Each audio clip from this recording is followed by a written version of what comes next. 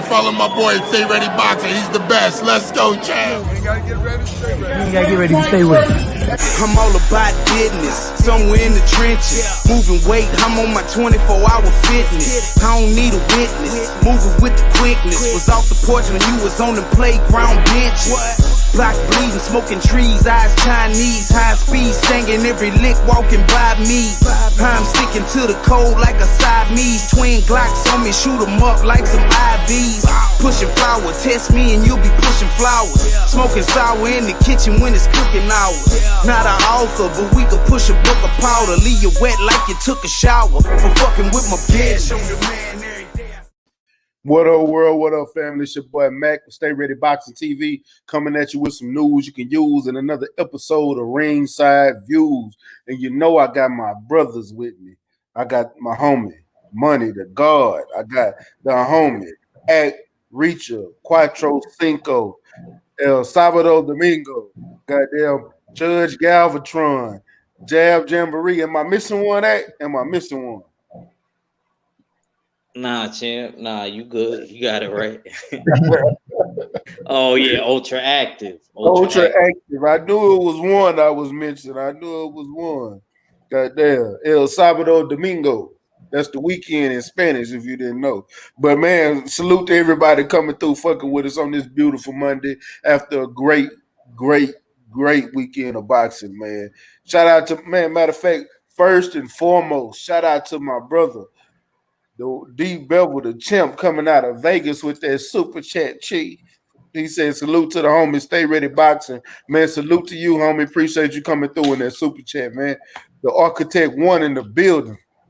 Appreciate you coming through, family. OG Eric from St. Louis, man. Salute to you for coming through, man. We in this thing, man. We live at 5, man. I appreciate everybody that came through, everybody supporting.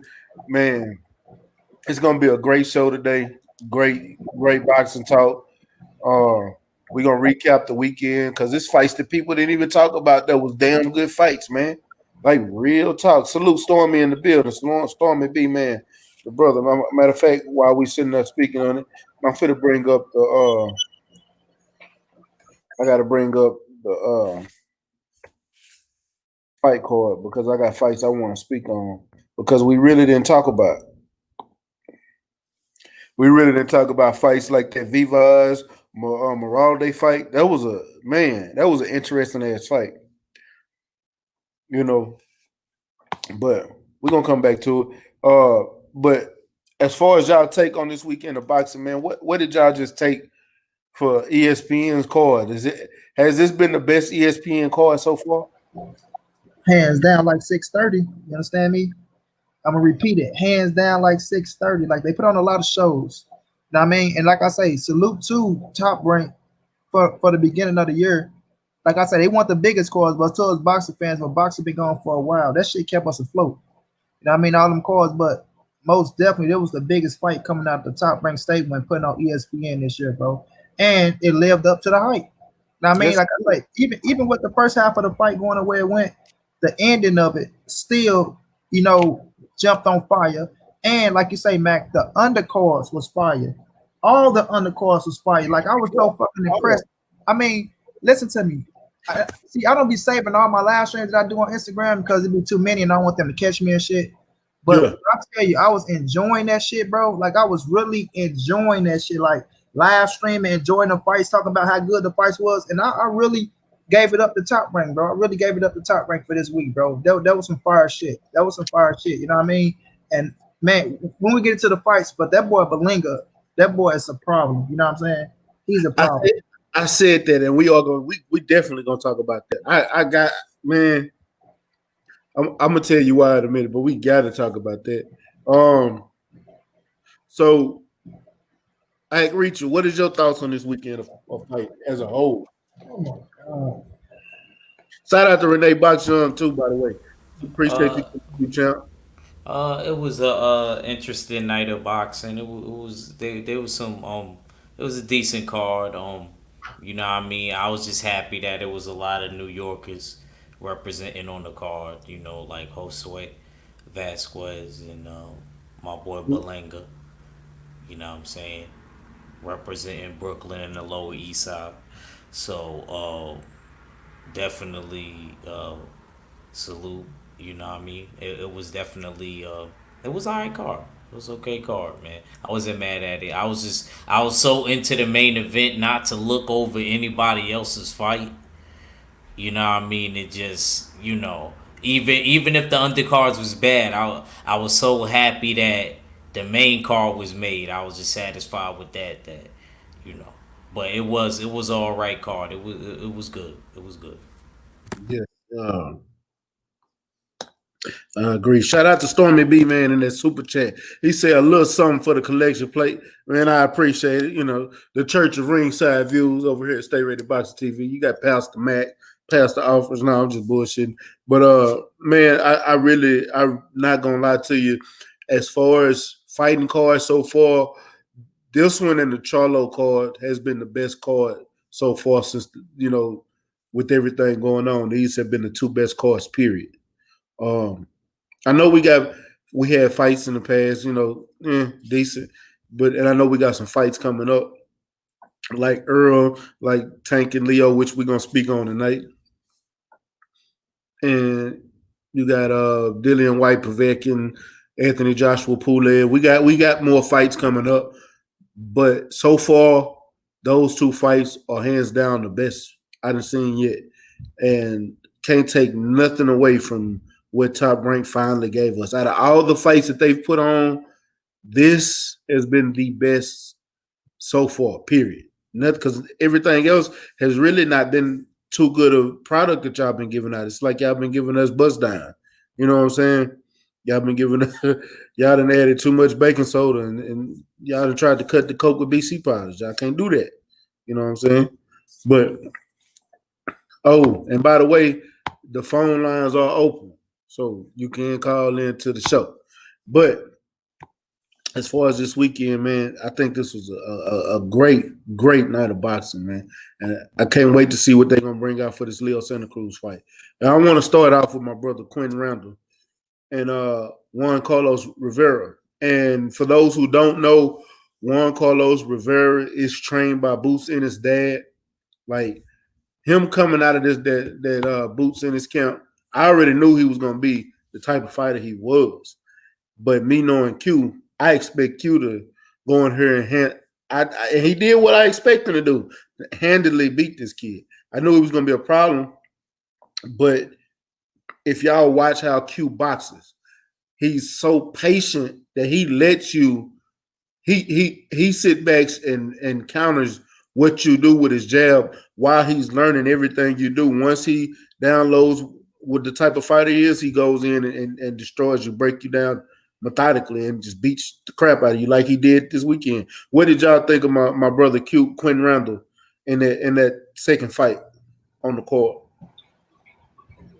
Man, Q heated up on his ass. I like it. I felt like the dude forced him to get a little wild sometime because of his style of pressure, you know what I'm saying? But nonetheless, he, like, when I was watching, first of all, shouts out to the fucking attire, Q. Shouts out, bro.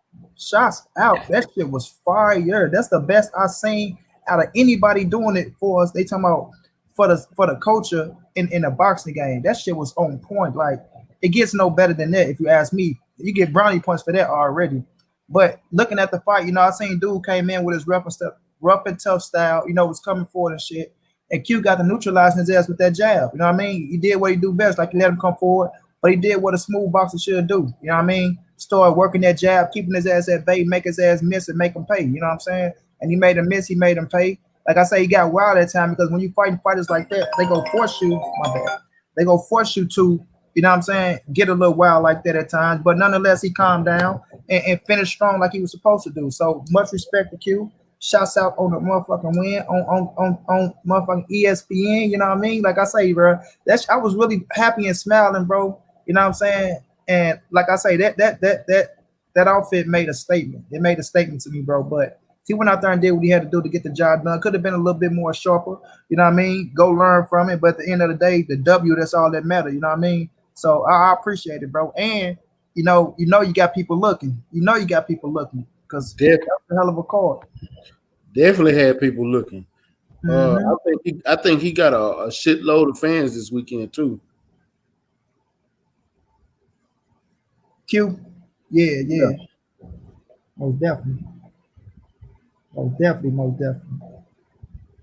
yeah. What was your thoughts on that, Grisha? I thought he did a good job. I got to catch it around maybe the third round. I missed some of it because I went to go grab something. I was mad too. But he did good for the most part. I did see the other dude that was from Boots Camp. He was on his rough and tough stuff. But Q, you know, he establishes dominance with the jab and broke him down. And just like Monty said, man, salute to his fit. I liked his fit representing the culture. You know what I'm saying? And having everybody on there. You know what I mean? All the brothers and sisters that lost their lives to police brutality. I was definitely jacking that. Uh, he definitely did have the best fit as far as when it came to that. You know what Yeah, I mean? And I always appreciate, you know, as being a fighter myself, like a boxer, caring about the fit because there's a saying: if you look good, you fight good. yeah. You look good, you fight good, you win good. And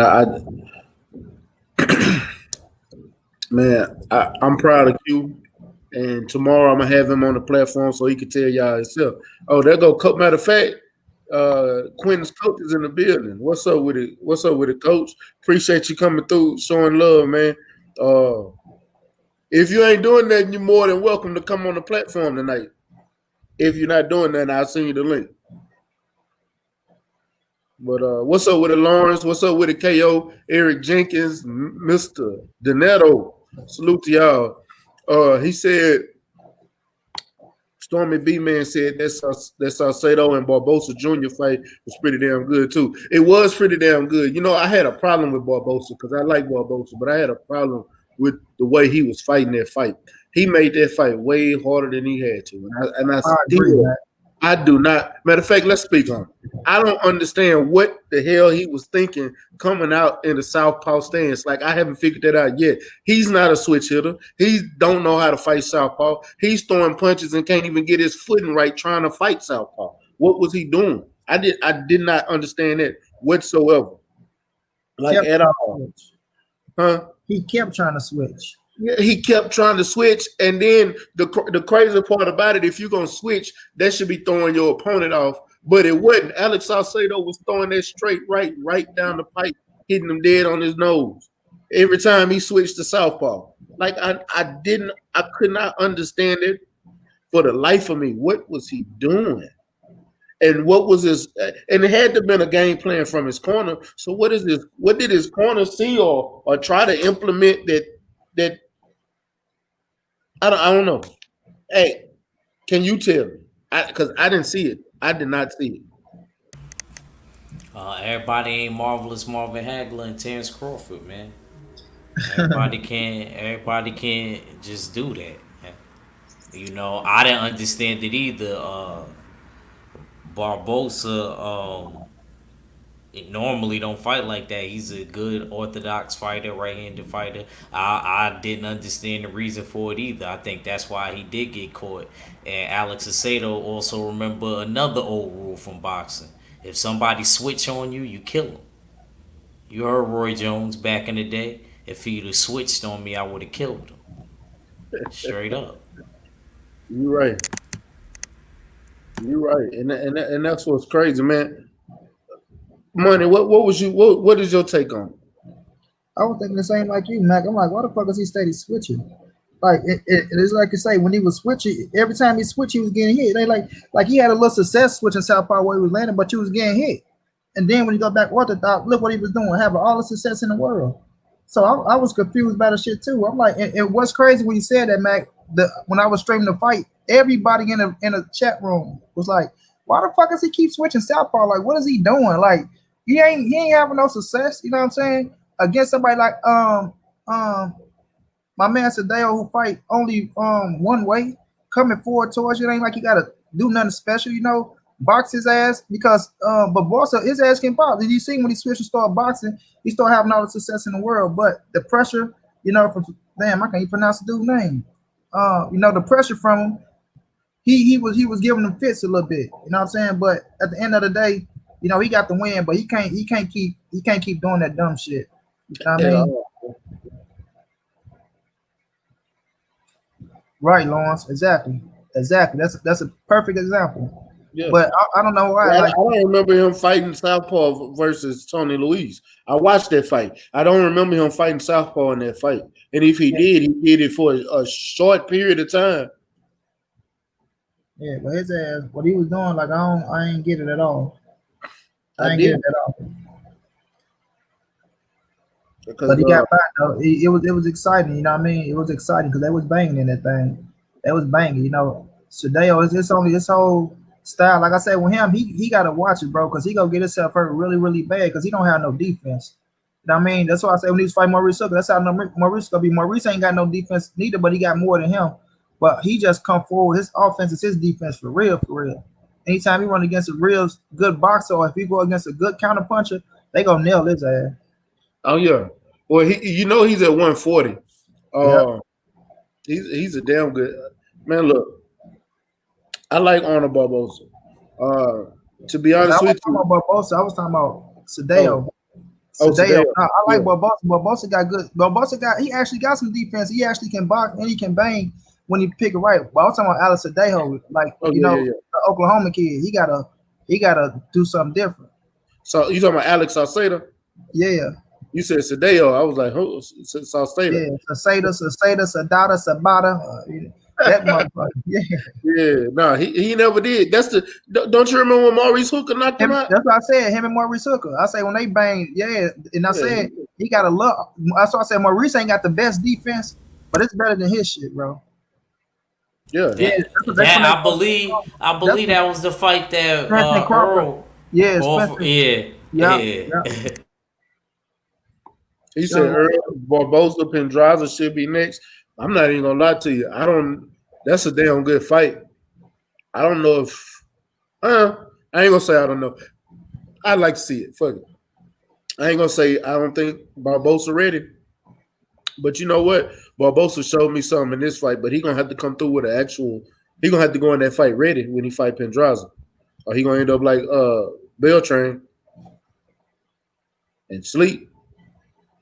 Hell yeah. Because I ain't gonna lie to you. Yeah, because they counted that knockdown. Pendraza got that sneaky power.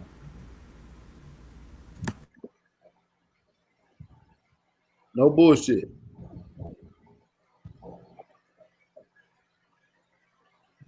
Man. I just seen Coach Link. What's up with it, Quick? Appreciate you coming through, man. What's up, what did you think about Josue Vargas? Oh, that's my guy. I fucks with him, bro. Matter of fact, I'm gonna tell y'all what's crazy. Josue and Arnold Barboza both fought the homie Manny Lopez, and they both beat him. Josue beat him convincingly. Arnold Barboza didn't beat him till later on in the fight. It was a close fight in the beginning, but Manny coming out of Colorado. I remember that fight. We talked to him before the Arnold Barboza fight. I think that was the last time I talked to him too. And he was giving me advice before one of my fights, my amateur fights that was coming up. I remember that. I also interviewed him before his Josue Vargas fight. I know you did, but I remember I wasn't on that one. I remember specifically being on the. I'm saying that was the last time I talked to him, but you know what I mean. I hope he doing all right. Him and Chris. he's a firefighter, man.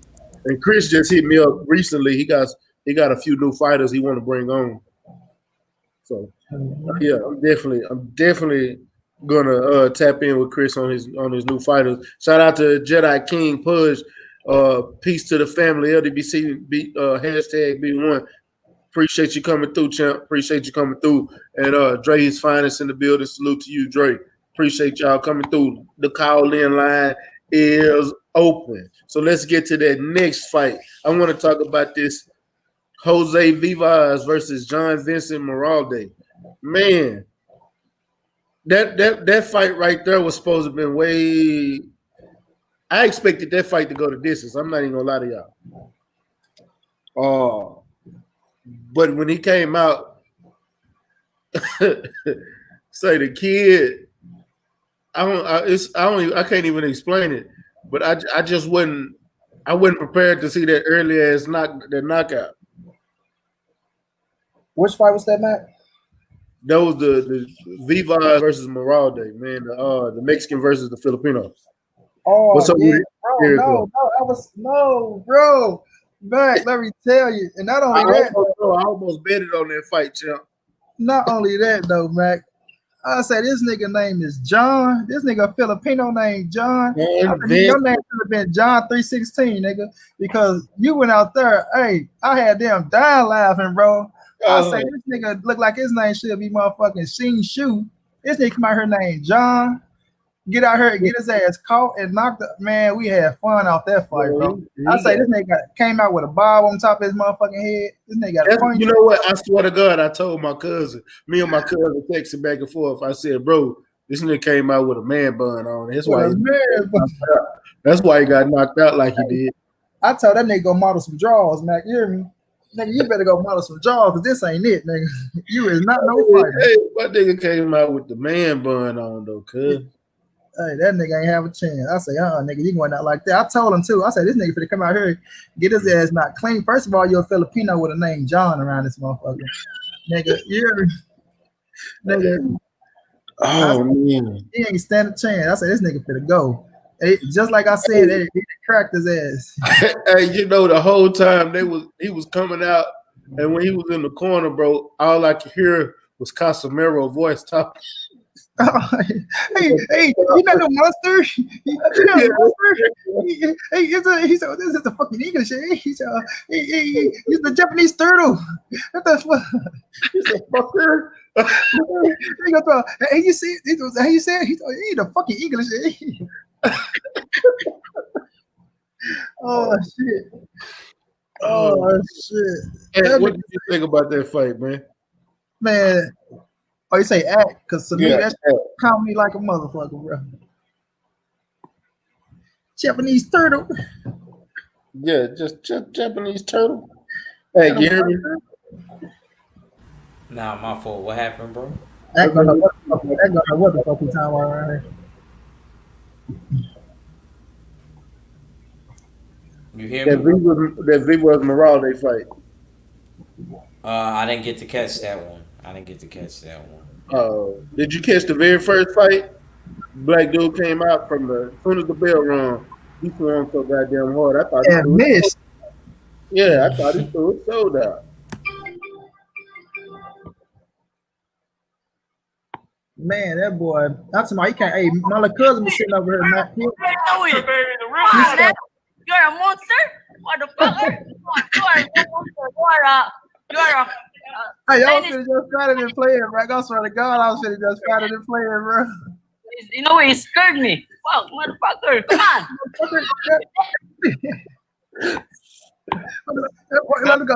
Fucking English, man.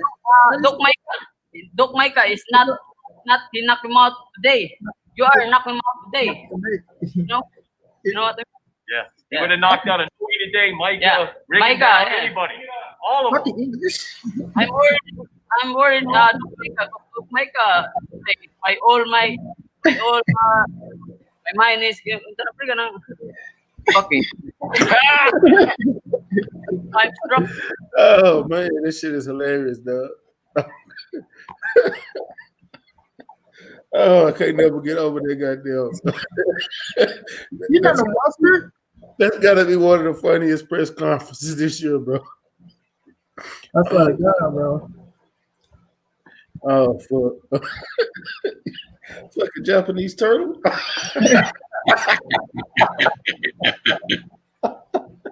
Oh, shit. And knew he gonna knock his ass out, bro. I'm telling you. Oh no, bro. I'm taking Casemiro on that one. Oh no, we gonna put it back. I mean Casemiro on that. Huh? He knew he gonna fuck him up. You don't think it'll be a good fight? Hell yeah, it's gonna be a good fight. That motherfucking punch. Yeah, I know. Hell yeah, Casemiro can punch. And you think Inoue is better? Inoue gonna fuck him up though. All right, we'll see. Inoue Talk, Monty. Talk. Yeah, no way gonna fuck him up. Here you go. Here you go. You know a new way, my boy act. You know we rock with a new way, man. He finna fight this Saturday. Don't he fight? No, he fight on 31st. I'm tripping. He fight on tank. My boy fucked that face up though, champ. De Niro. I mean, damn. Yeah. Donito De Niro. Yeah, but they Yeah, he paid the price. He paid the price for that. Think how tough my dude is though. What we say, act? He fought with a broken jaw and an eye socket. He fucked De Niro up too. He fucked I ain't gonna take nothing away from that. He did that. Thought he broke the nigga kidney. He hit him so hard to the body. And Donito was way bigger than him too. Yeah, Donito won a belt at 126 before. Hell yeah, that nigga was way bigger than my guy. My nigga still went out there and put that power on his ass. But man, I ain't gonna lie though, Donito boy, he surprised me in that shit because I thought the monster would just go nuke his ass. You hear me? Yeah. He went out there and showed him. I told y'all ahead of time, y'all count Donito Del Nero out. I kept telling everybody, y'all kept counting him out like he a sucker.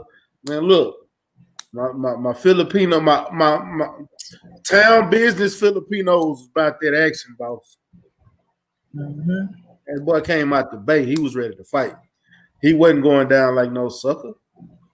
Nah, Nonito ain't never been no bitch, man. I know that. I know. That's why I was telling everybody. Y'all keep acting like this motherfucker ain't for to go out here and put on the show. But I know he went to beat a new way, though. I know he went for to beat him. He gave a great fucking showing, but I knew he went for to beat him. He did. He had a great show. Great fucking show, man. Great. Man, what's another? Edgar Berlanga. We got to talk about Edgar. And then we're going to get to the meat and potatoes. But we got to talk about Edgar Berlanga, man. What's y'all take on the kid? Man, let me say this. I thought my dog at least to go last. I say, man, my dog could at least last 2 or 3 rounds in that motherfucker. I say, come on, K.O. Bello. You know what I'm saying? K.O. Bello went on that motherfucker. After the first punch I seen, I say, he finna knock his ass out in the first round. I knew it, bro. I knew it. I wish I would have saved that fight, bro. I swear to God. I say, they say, money, how long did he go last? I say, he'll get him out there too. He finna break the streak at least. Man, that boy threw the first punch. I say, nope. I say, the streak finna continue. He finna knock him out in the first round. Man, Berlanga went out there, hit that boy with some shit on his equilibrium, and the referee saved him real quick. The referee saved him because, boy, he was wide open and his equilibrium was off. And, boy, when I talk about a devastating knockout, that shit would have been devastating. You know what I'm saying? So the ref saved his ass, you know. But, you know, man, he go out there, he getting these first round knockouts, you know. Hope he don't get caught up in them. But like he said, he never really looked for it, you know, but he take what come to him, you know, but he got to step the competition up now. So he doing it. I like him. The power will look like it's real, but you got to step the competition up now. You know what I'm saying? Let's see if it's really what it is, you know. Not saying you got to go out there and knock a motherfucker out in the first round because we're not expecting to knock out top quality, but now it's time to step the competition up to see what you really made of. Let's see if it's the real deal or not. But nonetheless, he got the power. He been doing this thing. You know, what's that? 15 straight knockouts, 16 straight knockouts in the first round. Yes, step sir. the competition up. And let's see. 15. Okay, let's see. Step it up. And let's see what you can do. Yep. I like him, though. I like him a lot. You think it was a premature knock? Did you think it was a premature stoppage? Hell no, bro. His equilibrium was gone. Yep. He was done. Like I say, the ref saved him, bro, because Berlanga was fit to hit his ass with something, and it would have been devastating. You know, so I ain't pissed off at the stoppage, bro. It doesn't. I like K.O. Bello. You know, he was with Mayweather Promotion and shit. So yeah, he's still with Mayweather. Yeah, it went premature, bro. I think that was the right call. That was the right call because he caught his ass on equilibrium. He was knocked off. He caught him with another one, and when he was bagging up, he was done. You know what I'm saying? And Berlanga was coming forward, and he was fit to juice his ass. You know, so the good thing is the ref was close enough to stop it. You know, because that shit would have been devastating, especially how hard that boy hit. You know, so I feel like it was the perfect call. And you see Bello, that motherfucker ain't complaining at all. Man, no, he didn't. He didn't because he knew. He looked at the ref, but he like, yeah. Look at the ref and said, thank you. Hey, what's your thoughts on it? Hey, Greasy. Come on, Harlem.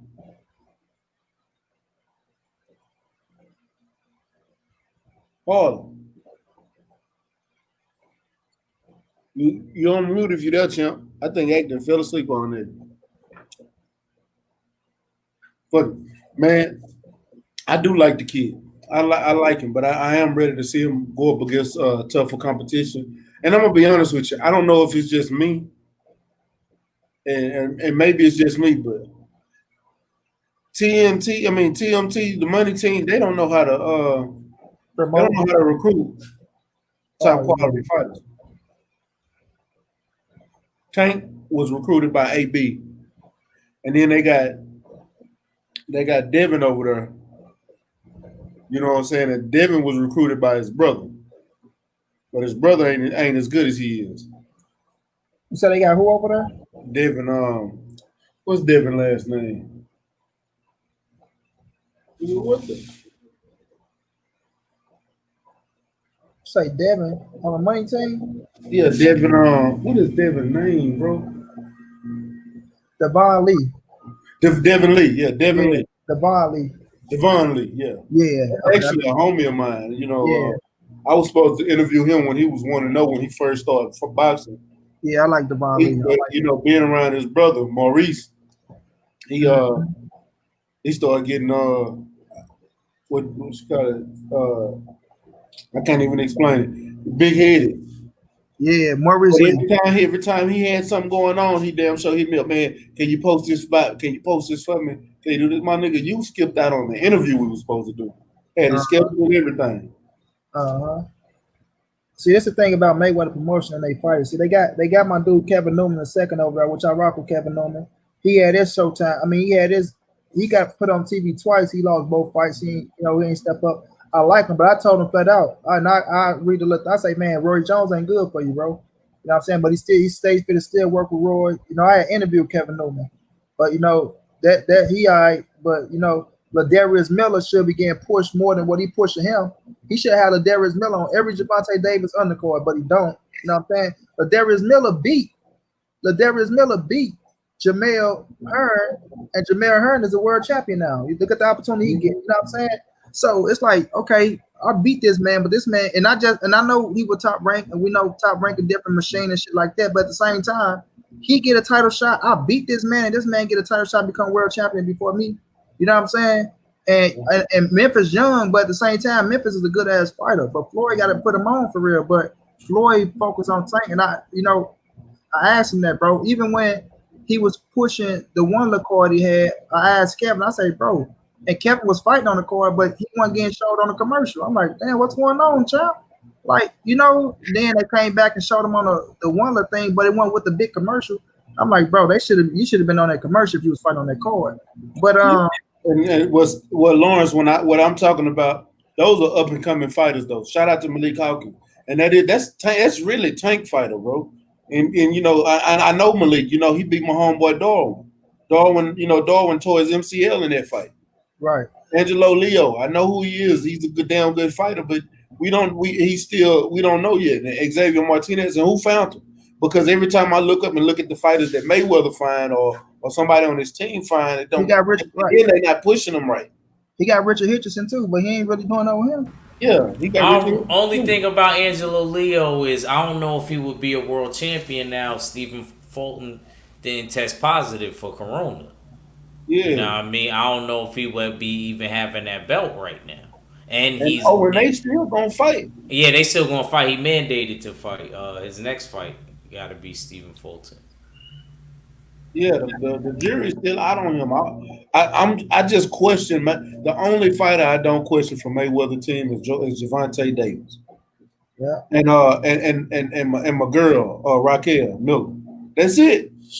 Raquel Miller ain't with the money team. Well, the only fighter I don't question is Tank. That's it. Remember, he had old girl as Latanja Jones that got the baby. Yeah, Latanja Jones. That's what I meant to say. Latanja, not Raquel. Yeah. Latanja Jones. But hell, she was cold, but she got pregnant and quit fighting. Yeah, and she was smoking all that weed Floyd put out there and shit. Yeah. Said she couldn't stop smoking. You know, I like Xavier Martinez though. Don't get me wrong, Malik Hawkins, I like him too. You know, but we gonna see what he do with him. I like Ladarius Miller too. Yeah, Memphis should be on every Tank undercourt after what he did with fucking Jamel Hearn. That was a buzz, man, and he ain't follow up with nothing after that. Ladarius Miller, his last showing was okay, but he ain't follow up with nothing after that, bro. Who fighting this weekend? I know the Chocolatito now fight on Friday and things like Yeah, that. that's the only fight I knew about. Nah, Lipinets is fighting too. That's who it was. Oh yeah, Sergey Lipinets fighting Saturday. That's who it was. I knew it was somebody. He fighting on Fox, right? Yeah, it's on Fox. Yeah. Most definitely watching that shit. Man, but hey, Egg, you disappeared when I asked you about Edgar Berlanga, dog.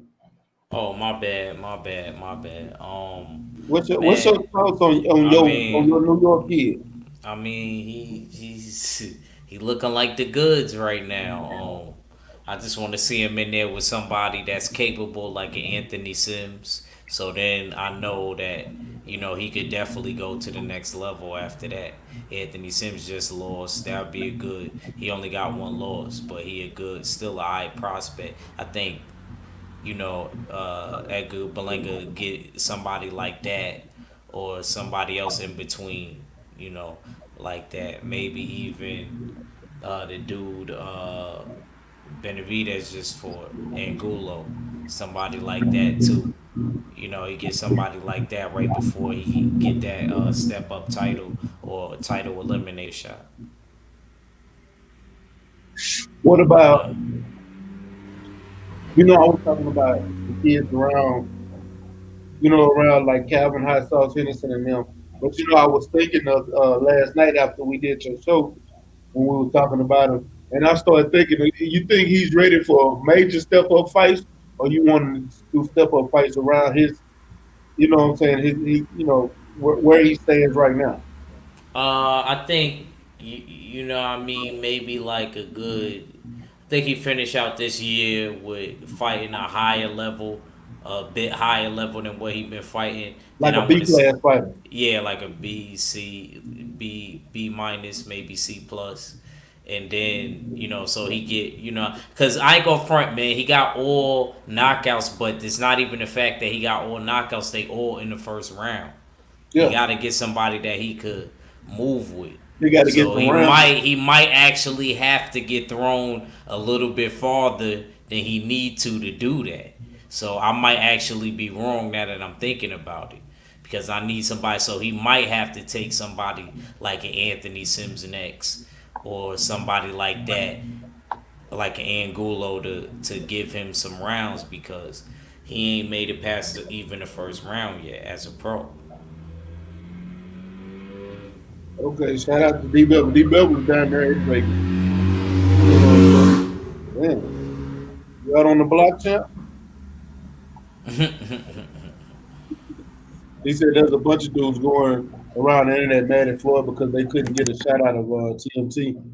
Hey, it's not that it ain't so much as him, people getting shout outs or anything. I'm looking at the fighters, the caliber of fighters that he's given us. Like as a promotional company, we looking at the criteria that they putting out, bro. I just don't see it. I don't see it. He's not doing a good job promoting at all. Just Tank is the only one really getting promotion, and the rest is for cruiserweight. I can't even think of his name right now. Money, you know who I'm talking about. Oh yeah, Andrew Tabiti. Yeah, Tabiti. He just got his ass knocked out by daughter though. Yeah. That's what I'm saying. Hey, coach, check your. Oh, okay. I will. Let me send it to that one. Hold on.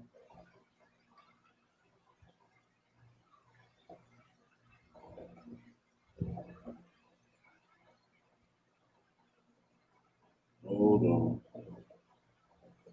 I'm sending it to you now, coach.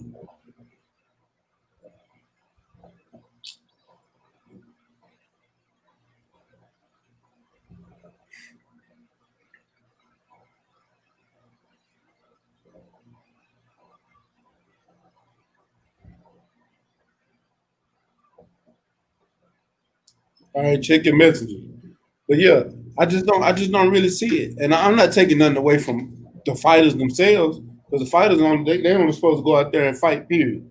But I just don't see him putting out the quality of talent that a lot of these other promotions, even Golden Boy putting out better fighters than Floyd is right now. Top Rank putting out better fighters. Hell, Samson's putting out better fighters than TMT. You know what I'm saying? Marshall's putting out better fighters than TMT. If it ain't Tank Core, then it ain't really popping. Exactly. That's what I'm. What about MTK Global, man? They got Truck.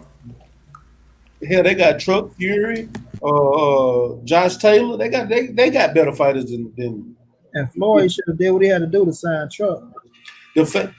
Man. Floyd should have signed Truck. He could have signed Robert Easter. He could have signed Darwin. He could have signed Darwin, bro. Yeah. It's a whole bunch of fighters that he looked over that I just don't get it, man. He should be out here pushing more for these kids. These kids should be looking forward. Jay Prince got more fighters than he got. As a matter of fact, how Darwin doing, man? Darwin is doing great right now. I talked to him. We was messaging back and forth the other day. Matter of fact, I might call him this week. I might try to get him on next week. I know Quinn is coming on tomorrow.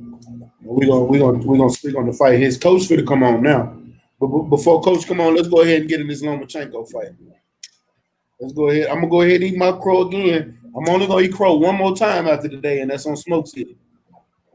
So I picked Lomachenko, but like I said, I wanted Teofimo to win, but I picked Lomachenko to win the fight just off the skill level. If and I'm still hearing, and bro, the next time you have a show, I'm pulling a case on.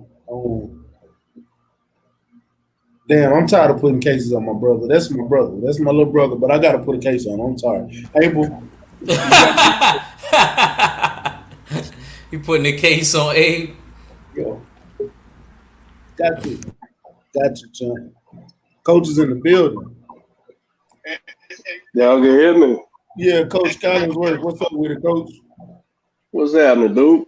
Man, chilling. Appreciate you coming on. We sitting here speaking on the fights from this weekend, but since I got you on, I gotta ask you about y'all trip to Vegas. Oh man, that bubble, bro. It ain't. Well, I ain't gonna do much of nothing but sit in the room anyway. But now you got to do it. How was the vibe there without the crowd and everything, man? Man, I didn't even notice, bro. I didn't even notice, man. I'd be focused on the fight, bro. Man, how did you think about Q's performance? Well, both me and him, we seldom satisfied, bro. They always got some things you could do better, and but looking back on it, I wanted to go hear how they treated him on the mic, and hell, they was real good to him, bro. Yeah, they were. And I appreciated that, man. I might have gave that boy 2 rounds, but it seemed like the consensus was he only won maybe one. A lot of people didn't think he won any, but hey, he didn't win 1 round. I'm gonna be honest with you. I was watching that fight and I had the volume turned down. I went back and rewatched it, but I had the volume turned down because I didn't want the commentary to sway my thinking, and I had to watch this fight.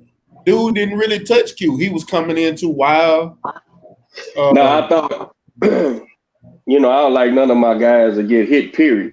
But I thought he got hit maybe 4 or 5 times, and when I watched it back, the 4 or 5 times he got hit, it was just little glancing blows. He caught a straight left hand once, but he ate it, and it wasn't no problem. Well, straight as he could throw it anyway. Yeah, he was way too wild. And Q, as patient as Q is, man, like I tell people that ask me about Q, I tell them he's the most patient fighter I've seen. Like, he sit back and methodically destroys his opponents. Every time I see him out there. Well, we was talking about that when we got home about some of his strengths, and for me, I would say poise and calm under fire is probably his number one strength. You're right. You looking at the right thing. He never gets anxious. Never. And that was a great fight from Q. I got to give him his props. And even every fight I done watched the Q, because I done watched every single fighter. That's one fight I done watched every single fighter he is. And right. The fight against Cassius Clay Collier, to me to this day, is still his hardest opponent. Oh, he'll tell you that. Yeah, that boy, I knew when I took that fight, though. I said, man, look, this is an MMA guy, but he's not as flawed as the average MMA guy. And then when I got to know him after, and his background was boxing, right? He fought amateur as a little kid. And so he gravitated to wrestling and MMA and stuff. But I think that's why he's he's doing a little bit better than most of them MMA guys who cross over. Yeah. It's nothing. I mean, you wouldn't confuse him for Ali or nothing, but he knows how to shorten the distance. You know, he understands a lot more than what people think. I'm a fan. Yeah, I'm a fan. I'm a fan of that kid, man. Me too. And he's going in the right direction. Yeah, man. I did another media outlet that covered Quentin after the fight. They asked me would I come on, so we made it back late, and I jumped on with him. And I told him, I said, man, it's hard not to be a fan of that kid, because outside of Quentin and that Russian that stopped him with them liver shots, Clay ain't lost a fight, bro. All them draws and shit, he didn't lose them fights, bro. And everybody he's been undefeated. Right. He didn't have nobody. He didn't have no backing. You know, he got it out the mud, bro. And that's another reason why I appreciate that kid, man. Nothing was given to him, man. Nothing. And not only that, Coach, just looking at that style of fight, right? I feel like that's a style to help Quentin out, because it's always good when you're a boxer like Quentin to get that rough and tough style that's going to push you, because it forces you to do things, you know what I mean, and to see different things. Oh, absolutely. Yeah, force you just boxing another part of yourself. So that's what I like him, because it still put him up on the fire, you know what I mean? And it showed that he can work under fire. So that's what I really liked about it, because he did calm down, and the kid, he kept coming. He tough as hell. He tough as fuck. Yeah. So that was the good thing about it. He ain't had no quit in him. Absolutely, man. He don't know how to back down, go backwards, man. Every time we get it, same thing with sparring, man. If we controlling the sparring match, you know, I'm not gonna be back over there, because that ain't what I need. You know, I need guys that can press, push, and you know, Quentin can control the pace with a lot of things, man. That a lot of folks don't see. You gotta understand, I built this kid from his very first everything. So this guy boxed like my entire family, man, and so I don't, you know, and my man will probably tell you, when he'll hear me tell, you see it, yeah, and then he'll do it. I ain't got to tell him what to do, you know. So I'm basically, by the time it's a fight, I'm just reminding him of things, you know. Watch that, you know. He's stepping, watching, and he'll get his pace, and he'll stay poised, man. We when you build a fighter from the ground up, man, y'all on the same wavelength, you know. I was about to say that's that connection. When you're building a fighter when you're building from the ground up, and when y'all buy in with each other, that's the main part. You know what I mean? When you build them and y'all buy in with each other, he believe 100% of you and you believe 100% of him. That's when you get something special. 1,000%. Is not, you know, a lot of people come to you, man. I got a couple fighters, man, that I didn't build. You know, I'm training them, and I try to build that type of link as best you could. But everybody ain't, your minds ain't gonna meld, bro. But when you develop a fighter, you think the same, you see the same, you understand the same. Your solution to problems is the same, right? So that's one thing that him and I have, man. That you know that I understand. He knows what I'm seeing too. I'm just that outside eye, but he's looking at this opponent just like I'm looking at it, and I just ain't getting hit in the mouth whenever whenever the fight's happening. That's right. Thanks. Hey, you quiet over there. You got any questions for Coach?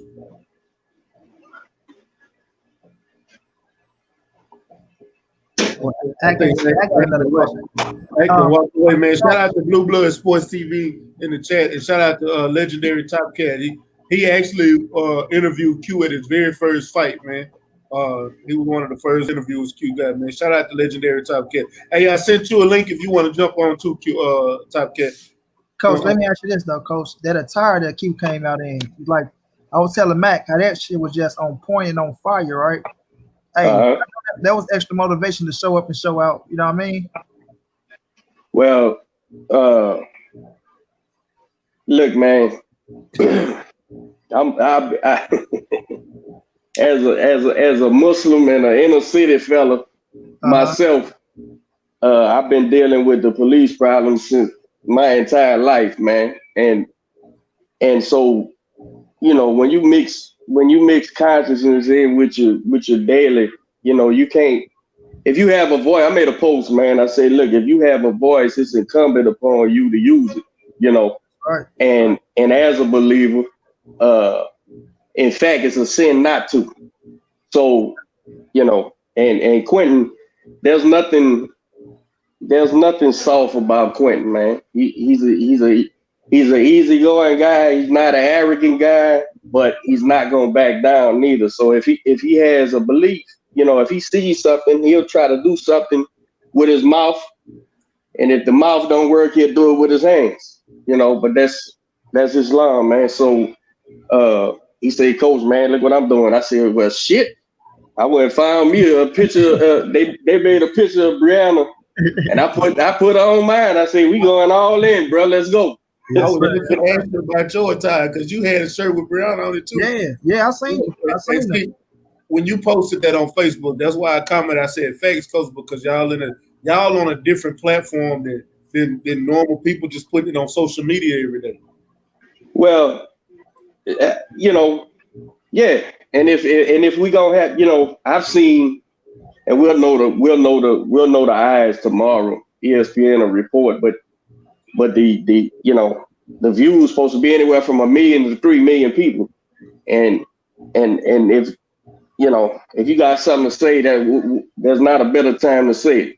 And I had Philando Castillo's name on there. I had that kid Daniel Shavers who the police chopped up in that hotel room. I know y'all seen that. The boy was from Texas.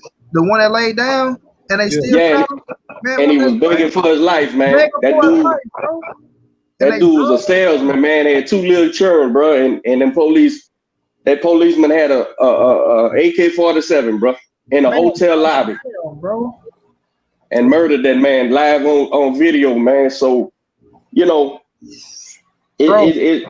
believe you have a responsibility to right any wrongs, or speak out, fight the good fight, man. And that's all that is, man. There wouldn't be nothing else we wouldn't do, And another thing, I was talking to In Other Words, and we were speaking on it. It was like for Q to come out with that on and not have the traditional 55 strong on. I knew. And that's why when I posted it, I said this is bigger than boxing. Yeah. Because if you know, he still had his son on his shirt, but he had his son in every single fight on his trunks. And this time, to go outside of his normal. Like that meant something. I knew that meant something. Well, Quentin, I'm sure he'll speak for himself when you guys have him on y'all show. He kind of took the stance. Look, my son is his son was everything to him, and he fought for him, and now he's fighting through him. And the thing is, he told them guys at ESPN this weekend. He said, "Look, man, I don't want people to think I'm using my son to get to people, root for me. Fuck Cornell. So listen, if you want root for me as a fighter. Right. And you'll get to know my story, But I told him, I said I dig that, man, because it's a part of you, and people love a good feel good story. But he's a man, bro. He's a man, and that guy's been to the lowest of the lows, bro. And still kept his chin up, bro. I'm very proud of him, man. And I'm gonna stand behind him no matter what he wants to do. You gotta whoop both of us. That's just how it works. So let me ask you this, Coach. I don't know if y'all went back. What's next for Q? Like what? And I'm quite sure, like you say, he'll answer for himself. But do you sit down and talk about with him, like what we want to do next? Because that's a big step, bro. When you go on ESPN like that and you put on that type of performance like that, you already got eyes watching, so that's a big step now. Even if cats want to pull a man and say, I think they can do good with my fight, this, that, and the third. But do y'all sit down and game plan on what's next, or is it like we wait for phone calls? Everything is game plan. Even if I'm waiting for a phone call, it's a game plan. You can't listen, man. I was born in the boxing and every aspect of the game, and so there's little room for error. Y'all know that as fans, and how much y'all in the boxing, man. One punch changes everything. Yes, so a fist fight is almost like it's Murphy's Law. If something could go wrong, it'll go wrong. So things outside the ring you try to control, and alhamdulillah, we finally got he got some management, man, a top manager in the game. As you can see, his first fight with him was on Lopez. I don't know if y'all agree, but that's got to be probably the biggest card this year, huh? Man, so I said that fight and the Jamel Charlo fight are the two biggest fights this year. I mean, Earl and Danny coming up. Yeah, that's gonna be huge. That's gonna be huge. We just talking about this up until now. Oh no, right. I was saying like the biggest fights of the year. Yeah. Oh, no. But here's the thing. Even if like say Earl and Danny surpass it, it's still one of the biggest. So no doubt. I was appreciative to his management. He's got that new manager, man. That guy worked with King for 20 years and he's been on his own for 10, 15 years now, got some of the top. He's the guy who ended up getting Hogan that money against who Hogan fought, bro? Jamel or Jamal? Yeah, Jamal. Yeah, he got Hogan that $1 million for Jamal, bro. So that boy good. Yeah, man, this boy's bad, bro. And they rolled out the red carpet. I don't know if y'all paid attention. Oh, I did. Nobody outside the main event, the co-main had the little vignettes. None of them undercard guys had the vignettes but Quentin. I didn't see nobody else have an interview except Quentin. Yeah, that's what I'm saying. So he got a good guy in his corner, bro, and he's 100% into him. I appreciate everything he's doing for him, and Q will tell you, man, we already, December. We're looking at December. It'll be something with Top Rank. Okay. So he is gonna fight December. Is he? Yeah, Is it gonna try to be that Terrence Crawford, Kell Brook card? No, that's he wants that. He wants that, but they were saying, man, that might be a little too fast because what a lot of people don't understand what happened with this pandemic, man, is it was hard for guys without representation to get spots because every promoter owed fights to everybody. You understand? So PBC, they want to do a card. Hell, they hold their whole stable. They owe fights too, And so you got to get. Now anybody is gonna be an opponent, of course, but I'm talking about if you want to not get misused. Lawrence Peter Kine, that's right. Fight Game Advisors, out of Florida. He said hotel card in December 12th. We ain't got the exact date, so I don't want to get a date or what show it is, but we talking about December, man. And just like everything with him, they'll offer me a couple of opponents, and then I'll tell him which one we'll take. Okay. Man. When they offer me when they offered me Lomachenko's chief sparring partner, I jumped all on that. I said, we gonna embarrass this little dude. Yeah. And we gonna take all that fucking shine. And in hindsight, whoo, it'd have been a bad day for them brothers, man, because Tio came up there and acted the ass, man, and then we'd have got rid of him. Shit, that'd have been depressing. Matter of fact, before I ask you about the fight, how was it having that front row seat to the Lomachenko Lopez fight? We chose to go back to the room because the area where we could watch it from, I'd rather go watch it on TV. I can see it better, man. That bubble, that bubble, man, is. I like how the bubbles ran. I like how they did everything. Was everything was cut and dry. It was perfect. From your food to your living arrangements to the interview, everything was perfect. But and the performance, I like fighting there. You didn't have it. You couldn't tell. They got the noise and that you couldn't tell if it was them remote control people or a crowd. I ain't paying attention to them anyway. But after the fight, man, we walked over to the area with Boots and them. They was gonna let us all stay over there in that corner. We stood there for a second. I said, man, shit, I want to watch the fight, man. So we made it back to the locker room, and a couple writers, big writers, came back there, man, to interview Quentin, man. They was impressed. I seen him wrote an article. I saved it so I can go back and read it. I'm gonna read it tonight because I didn't even see that one, bro. Send it to me, man. I didn't even see that one. I will. But we went back to the room, bro, and I cut the TV on. By the time we made it, it was like at the end of that. What was that co-main? Yeah, that's right, Matt. Barbosa and I caught like a round and a half of that one, and then Tio and them came on. Man, if you'd have watched that whole fight, Coach, did you record the fight? Yeah, I got it on at the house. I got it. I ain't watched it yet though. Yeah, man, go back and watch it. Then I'm gonna ask you on Instagram.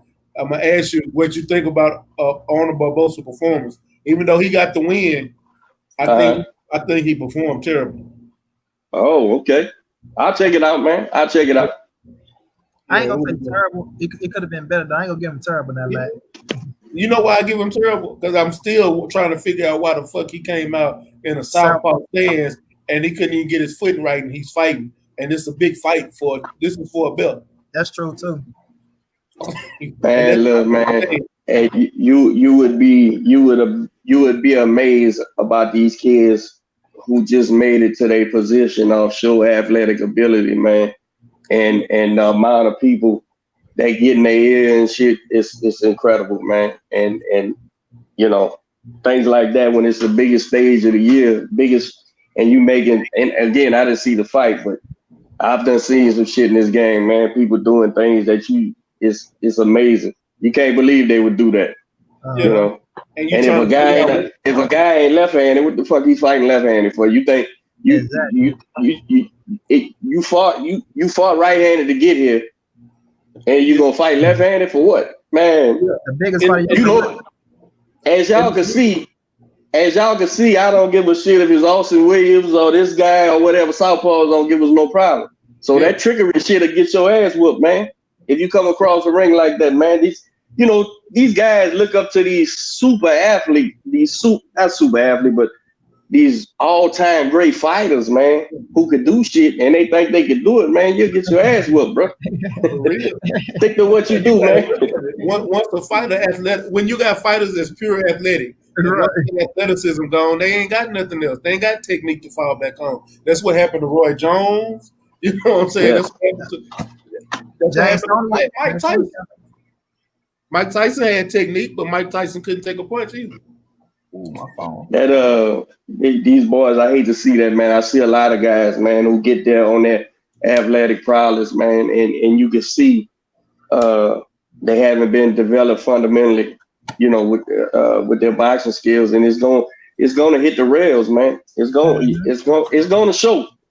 Yeah. And sometimes they gain a whole bunch of fans first, Yeah. And they become disciples, and then they go get their ass whooped. And now they got to figure out where they went wrong. The fans, the fighter, everybody. Yeah, coaches and all. You ain't lying. Coach, about us looking at fighters like they are. And maybe you wasn't that good. Well, listen, man, you in the 90s, bro, and I was on a couple of cards. I was in a couple of corners on in the Gulf Coast Coliseum opposite of Roy Jones, bro, and on the undercards and shit. And there's nowhere in the world seeing that guy. I mean, I could see it. He can't box, but you can't do shit about it. Yep. And then one day he just run into the wall, and you're like, damn, he's getting knocked out by unranked guys and everything, guys you ain't never heard of. But he was that great of an athlete, man. I think Roy Jones would have been great at shooting marbles, bro. It don't matter what the fuck he wanted to do. He probably would have been the best at it for a while, you know? Yep. That's why, man. And when he fought Glenn Johnson, he was doing good until he got caught. And it seemed like after that fight, he just went straight downhill. Well, listen, man, a lot of people don't understand what causes a knockout in the first place. It's sad, but a lot of trainers couldn't explain to you how a knockout occurs, man. But I'm going to tell you something. Every time that brain hits the side of your skull, bro, it's not supposed to do that. Your brain floats. Your brain floats in there with that water and nerve end is on for a reason. It's almost like suspended in midair, right? And every time that soft tissue hits the side of that skull, bro, you damaging that thing, man. And by the second or third time you've been knocked out, hopefully your mama, your daddy, your wife, somebody handcuffs your ass to the house, because it ain't gonna get better. It ain't gonna fix. No, I said, Coach, brain ain't made to be shook and body ain't made to be beat on. At all. Our hands wasn't made to punch, brother. Our hands was created to pick up something and hit you in the head with it. I ain't supposed to punch you with my fist, man. Thanks. I was gonna say too, like athletics, you only get back, you only go so far off talent. Yes. And some people do amazing. You know, some people do tremendously far, and those are the guys that you just gotta be in awe of. But sooner or later, you know. And then you got those that are both athletic and skill. Mm-hmm. And that, like Sugar Ray Leonard. He was both. Ray Leonard, Floyd Mayweather. All them guys, man. Those guys were superb athletes, but scientists, bro, in the ring. You know, look at everybody. We all love Ali, and look at him. He just was too tough. He just was too tough to go away. He stood there and taking them beatings, man, and it's sad. You look back at them fights, and it's like, man, you didn't have nobody that loved you. But then he was Ali, bro. Who's gonna tell Ali what to do, man? Exactly. He called himself the greatest for a reason. I'm an ex-Ali to do, so I ain't gonna tell him shit. I ain't gonna tell him nothing. Coach, welcome that motherfucker. Champ, I want to just ask you a question. You know, I wanted to say, I ain't gonna say you should, but do you think?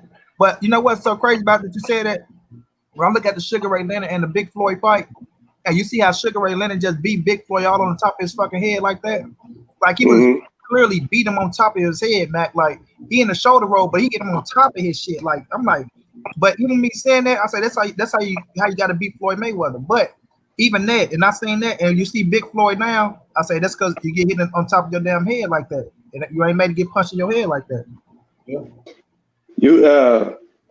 You know, Sugar Ray, listen, man. My idol growing up was Tommy Hearns. That's my boxing everything. I had two idols growing up, Tommy Hearns and Sweet Pea Whitaker. Okay. Tommy Hearns, because I was tall and skinny, I could pretend like I could be Tommy Hearns. And Sweet Pea Whitaker, nobody can be Sweet Pea Whitaker, so I didn't even try to be that. But that Ray Leonard, man, much as I hate him, man, he as a, you know, from a fan perspective, he was so great, man. It was ridiculous, you know. That man figured out the reason I like fighting, and it was Tommy Hearns fight. My first boxing fight I ever saw was Sugar Ray Leonard versus Tommy Hearns, and that's what. He was my age. I'm a 70s baby. He was the superstar, you know. He was to the kids of my generation. what the Floyd Mayweathers was, you know, in the last 25 years. So he was the era back in this era. He was the era. And you know it's crazy when Sugar Ray Leonard got beat up by Terry Norris. I hated Terry Norris, but he was a Texan. I had to love him, but I hated him for beating up Sugar Ray like that. And I was happy as a punk with a bag of dicks, man. I cheered that motherfucker on so bad. I wanted him to lose every time he put on the gloves, man. Hey, Mac, my mama loved Ray Leonard, man. My mama was an old white lady born in 1933 and loved Ray Leonard, man. And I hated him. I hated him with everything I had, bro. But man, he was great, bro. Hey, but Tommy was whooping his ass in that first fight, though. Tommy was whooping his ass. He beat him in the second one, but this is the thing. In 14 rounds, 14 and 12, all them rounds, Ray Leonard only won like 3 rounds. Go watch the fights again. I know. Yep, I watched. That's all he had to win. Yeah, Hitman was doing this thing, and I say, boy, if it was right now, back then, he'd have won that fight. You know what I'm saying? If it was 12 rounds, but man, he called. Yeah, the first one, because he gassed out at the end of that first. At the end, boy, but Tommy was a bad boy, boy. He was a bad boy. Motor City Cobra, bro. I used to, man, look, as a young kid. Well, my uncle probably was my hero first. He was the pro that went the furthest in the family. He fought on the undercard of Ali. When Ali fought Leon Spinks in the Dome. Go look that one up. Okay. He fought in New Orleans. We from New Orleans, and he. I can hear that. So my uncle was all our heroes, you know, because he was the pro. We had a couple of pros in the family, but other than him, man, as soon as I started growing up in boxing and picked my hero, you know, from the stars, man, that Motor City Cobra, bro, you couldn't tell me nothing, man. I thought I was the Irish Tommy Hearns, bro. I was coming, I was ready. I was throwing him straight right hands, man, trying to put him to sleep. Coach, did Katrina navigate you to Houston? The second time, yeah. The first time, what's that, son? The first time I came in 2000. Okay. And I met my wife. Me and my wife been together about 25 years. We about 21 years. We met here. She's from Kansas. And then I went back home. My father fell and broke his hip. So I had to go back home, and then we stayed to Katrina, and then Katrina just pushed us right on back. Okay. But I opened my first gym in Houston in about 07. Oh, okay. And Missouri City, Stafford is a high school right there on that. I was right across from this high school for about 3 years. Right? You're talking about Stafford, where Stafford and Missouri City meet. Yeah. But this was like a mainland strip, the high school and the junior high. Is it Dulles? Is Dulles in Stafford? Yeah, it is Dulles. That's the street. They had a side street with a warehouse I rented over there, man, about 07. I had that place from 07 to about till I moved to Katy, man, in about 2010, I guess. Okay. And Quentin came home in 2011, walked into the gym. There you go. And, what year did you hook up with Quentin? Take it right out of my mouth. Yeah. Well, I was training Quentin's little Quinnell, his son. His son's uncle and aunt, man, they was boxers, man, great little boxers. And I had both of them as amateurs. And so when he came home, he just came up there to the gym where they were, you know, and that's how we met. Okay. So, man. Did you like him right away, or did you have to beat it in his head?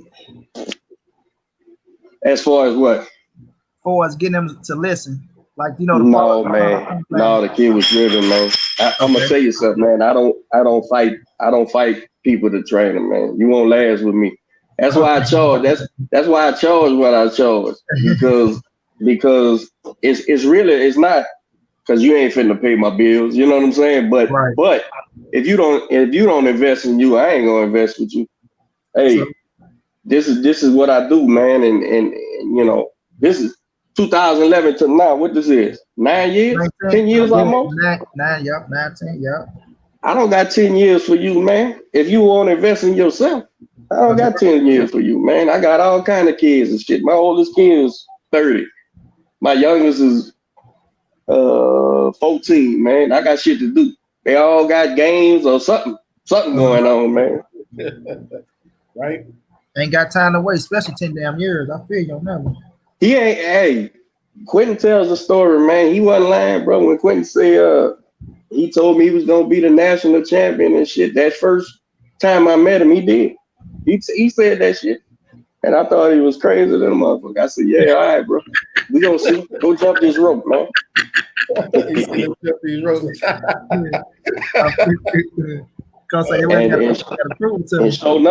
sure enough, man. That kid, bro, he's something, man. He's something. He's driven, man. And I don't have to tell you about his character. Y'all watch it. You know what he came back from is amazing, man. Let me tell you, Coach, that was the biggest statement to me. And I ain't tell Mac that, but when I seen it, right? Because Mac posted it, Black Fight Fan posted it. But when I seen the outfit, bro, because I got shot and paralyzed by the police when I was 15. I was a wild kid, but the situation we was in, they ass was in the room, but they got away with the shit. You know what I'm saying? I'm 33 now, though. So I know how crooked these motherfuckers is. So just that statement, that's why I say it be hitting me different than everybody else. And Mac can attest to that too. Everybody who been through something, So when I seen that, and like you say, Coach, when you got a platform and you put yourself out there, because a lot of people is against it. It's a lot of people that's against it, but when you put yourself out there, man, and you stand for what's right and you stand for your people and the injustice that's going on, man, you won me over forever. I don't give a damn what happened in the ring. That's why I say certain things be bigger than the ring. You know what I mean? Man, I'm rocking with Quentin to the end, man. I'm gonna tell you something, man, and life will teach you this, man. Sometimes it's context and everybody ain't your enemy, bro. Now everybody ain't worth talking to either, right? That's right. And so I'm not gonna try to convince nobody that water's wet.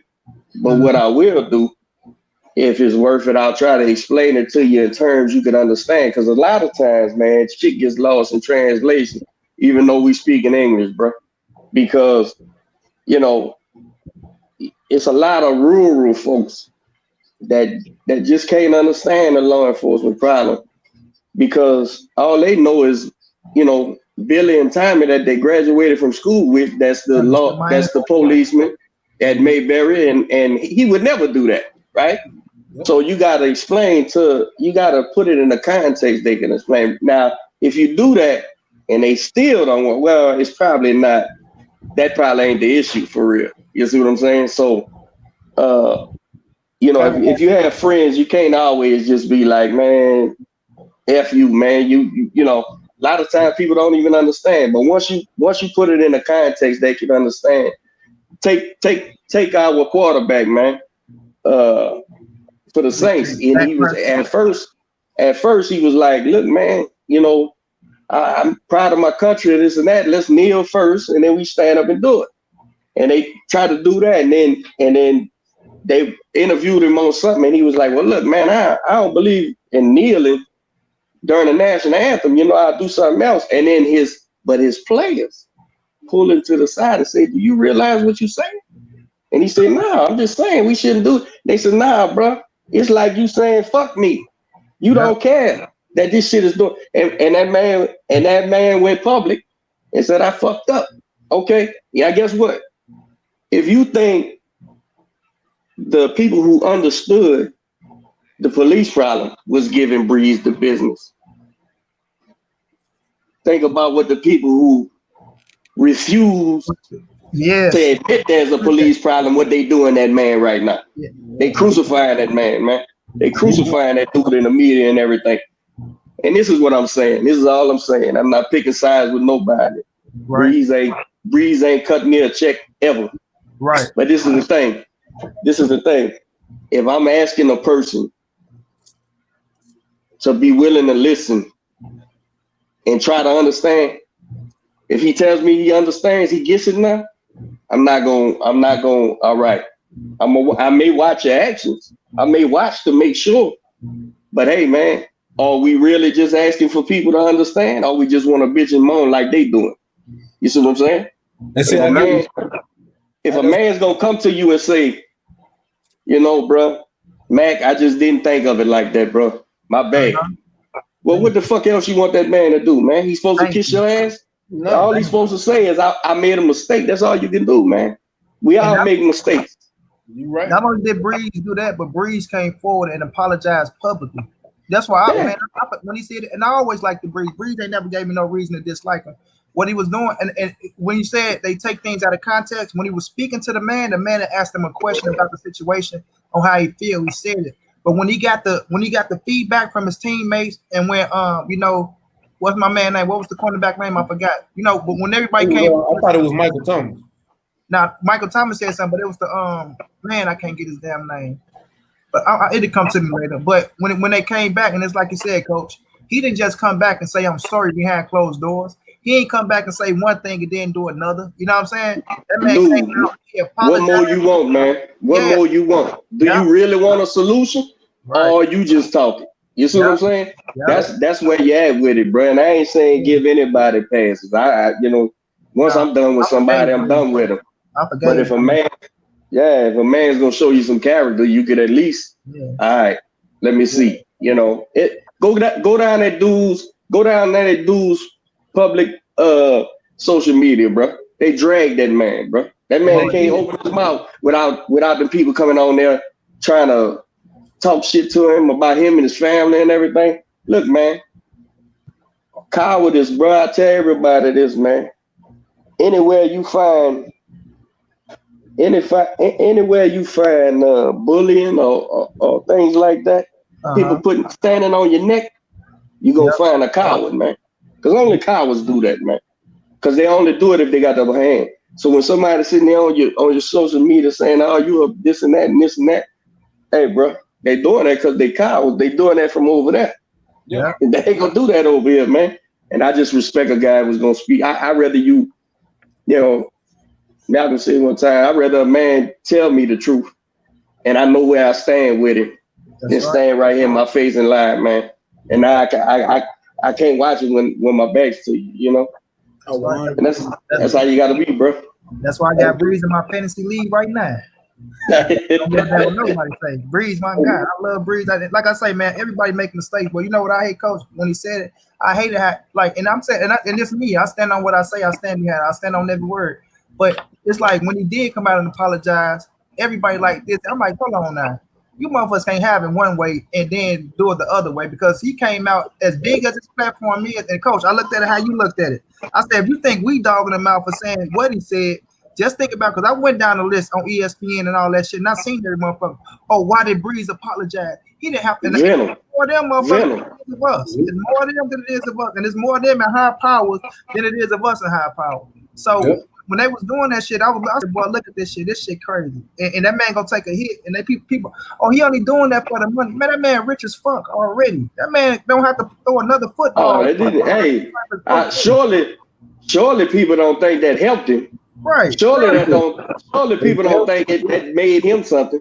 Right. That made him the enemy now. Yeah, he done switched sides as far as they concerned, bro. You ain't even seen them on commercials since. No, man, you ain't going to. Yeah. You ain't going to, bro. Look, man, I was raised by a man, bro, that, you know, along with being a convict and all them things, man, he said, you know, son, speak the truth. I don't give a fuck if everybody in the room lying. Speak the truth. Because you got to sleep at night, man. And you know, I kind of live by that, man. And so, you know, I'm never going to get along. You know, I'm not going to go with you just to get along. You know, even in my street days, man. Hey, you driving a car, you know how to pick the lock. Well, what the fuck you doing here? And I ain't gonna never go along with you, man. What you here for? What you here for? That's a potential snitch. That's a potential snitch right there, man. But you ain't supposed to you know, just go along to get along, man. You know, a man will respect you more if you speak how you see it, you know. And anybody who does that, man, you gotta respect it, man. Hey, Coach, speaking of that, you know, like I say, we all live the street life. That third motherfucker in the back never get like if it's 3 of us, I'm taking half. You can give him half of your cut if you want to. I ain't giving you nothing for shit. Now you can say what you want. That was my style, man. I sell all the shit. I take half. I give my man a half. I say, look, if you want to give him something, that's on you. I'm gone, man. Shit, y'all work. Yeah, man. That motherfucker didn't do nothing, man. Didn't do nothing. Like you said, Cody. Now I gotta worry about the motherfucker go snitch on me next. Like, yeah, man. Now you got a co-defendant that you didn't even want. Yeah, but like you say though, Coach, I'd rather you for love me for who I am than hate me for what I'm not. Because I'm not gonna sugarcoat shit with nobody or fake it. You know what I'm saying? And that's the real. Man. Man, shout out. That's all you can do. You gotta check yourself, man. You gotta check yourself and even your own people, man. Because is we looking for a solution or you just bitching, man? Because I don't do none of that just complaining shit, man. If you ain't trying to solve the issue, man, I like to say get involved or just get out the fucking way, man. And that's for that side, this side, any side. You know what I'm saying? Any side. If you're not trying to solve nothing, man, you just complaining, bro. I know when we was out there marching, Q, was you out there with Q? No. He went to the I think I was working, bro, and couldn't go up there. He told me he was going. Him, man, he went. Danger went. We had some representation out there, yeah. At the garden.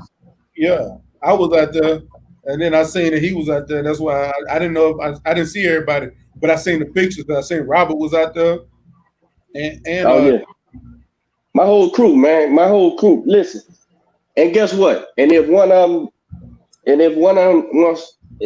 Hey, Coach, I don't see it like that. But let's sit down and talk about it, man. Tell me how you see it like it is, and we'll come to some context, man, and you'll figure this thing out because every social ill don't affect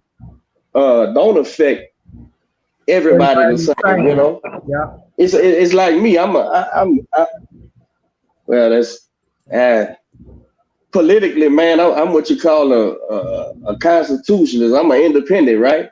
And you want me to, I could never vote for this fucking idiot in the office. But now I'm accepting this baby, bro. Now you want me to vote for this broad who decimated the culture, man. You want me to vote for this broad that was knee deep in the 3 strike laws that came through the hood, bro, and collapsed families, man.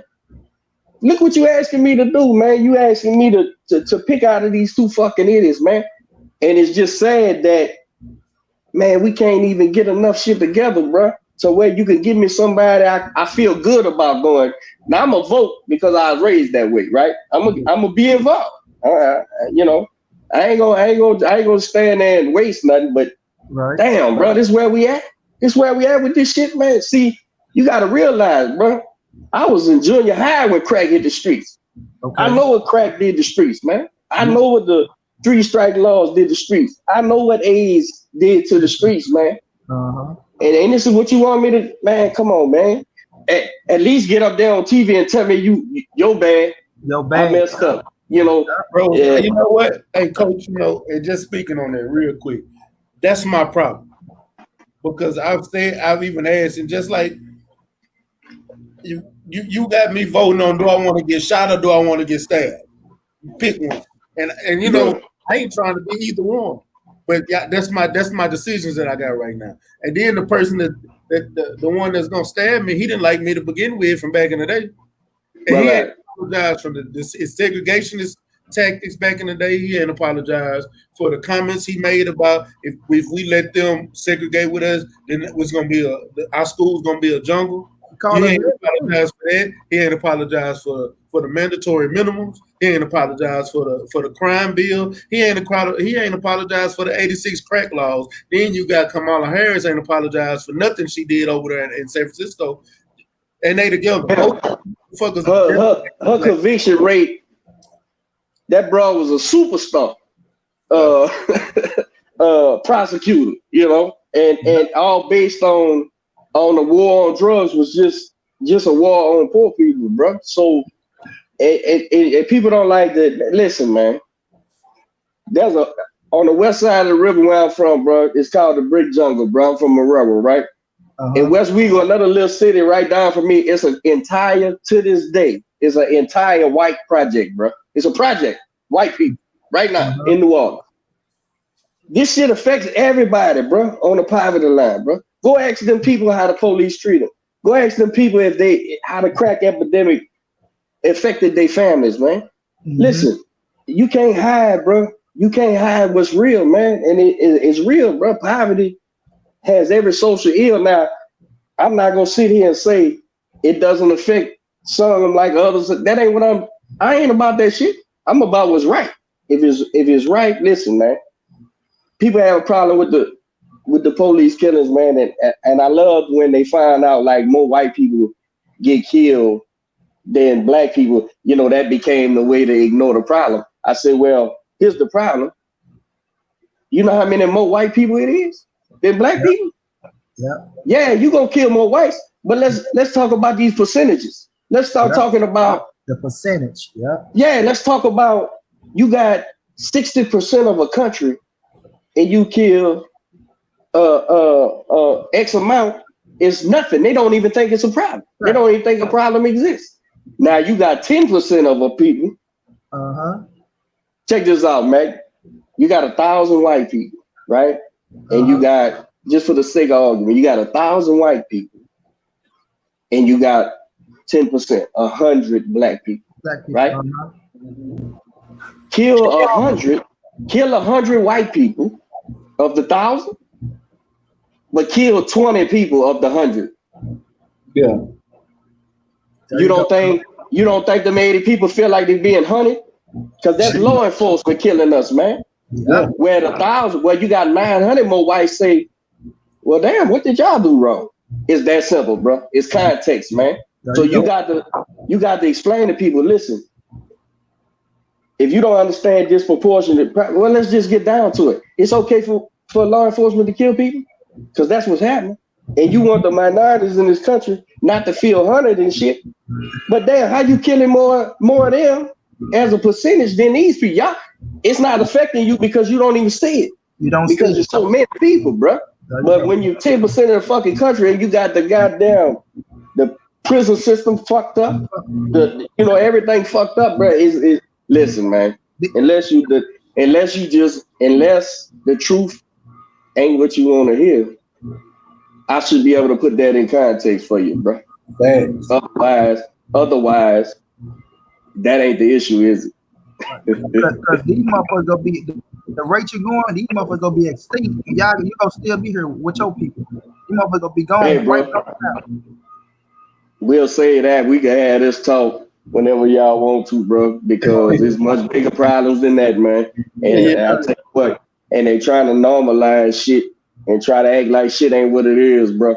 But man, it's people that's gonna it's folk in this country, man, that's gonna cease to exist, man, if shit keeps going the way it is, man. That's just what it is, bro. We can pretend it ain't. We can pretend like these things ain't gonna decimate the culture or whatever. But I'm not gonna pretend with you. I'm gonna call it just what it is, bro. You know, one of the biggest things that I got with a lot of things that's going on with the presidency is when you ask them about what's going on in the black community, and one of the big things, like Kamala said, well, I'm running for the American people, but isn't the black community American people? So when we ask you that question, we're asking you about a section of your American people that's being scrutinized and they can't even answer or say they're going to even attempt to help. Because even when Joe Biden was asked about the police, like I got a big issue with a lot of stuff that people was coming back with me when Joe Biden said if it has to go to lethal force to shoot somebody in the leg and make it non-lethal, that don't make it non-lethal either, because coming from where I came from, I know people that done died from a bullet to the leg. You know what I'm saying? Yeah, you hit an artery, that's a wrap. And you hit an artery or you shoot them with a 22 and that bullet ricochet, you know, it's so many different, lead poisoning. Just because you shoot them in the leg don't mean they're going to live. How about you want to know how simple it is to solve the police problem? See, how about not shooting at all? Check this out. This is how simple it is. Motherfuckers will legislate racism. Do you understand you can't fix that shit started at the very beginning, bro. When human beings grouped up in order to survive, right? But you think you can legislate that, but you can't legislate criminal cops with good cops. Start holding them accountable. That's all you got to do. Quit making excuses. Let the police. That's it, man. Let them police know. Oh, run the tape back. You had a pistol and he had a hand with some skin on it, and you murdered him. All right, you out of here. You out of here. Watch the police quit pulling them triggers, man. Watch them. They gonna have to, because now I'm going to penitentiary for life. I'm losing my livelihood. That's a solvable issue, man. If we can get on one accord, man. But it's like I'm saying, we got to. You can't always think every naysayer is against you, bro. Sometimes it's just they don't have a context, bro. They think it's Jimmy at the job. He's a racist. Come on, man. I walked to Jimmy's wedding, man. You know what I'm saying? He and Jimmy may not be. He's probably a good cop. This motherfucker is going to pile. But in the inner cities, bro, that ain't how it works, man. We militarize the police, bro. What the fuck a police got an assault rifle for and a motherfucking flak jacket and a tank anyway? Why does law enforcement have that, man? I don't got a tank. What the fuck you got a tank? Oh, you a military. You the military. You ain't a police department. See, all that shit came in, bro. All that shit was part of the 80s, man. All that shit, bro. And listen, I'm not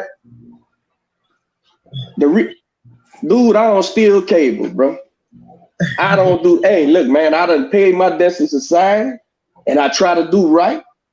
Anytime you stick a mic in my face, Q's face, Robert's face, anybody, my whole crew, we all trying to do right and be leaders, right? So I'm gonna say I was part of the problem, bro, as a young man. I was.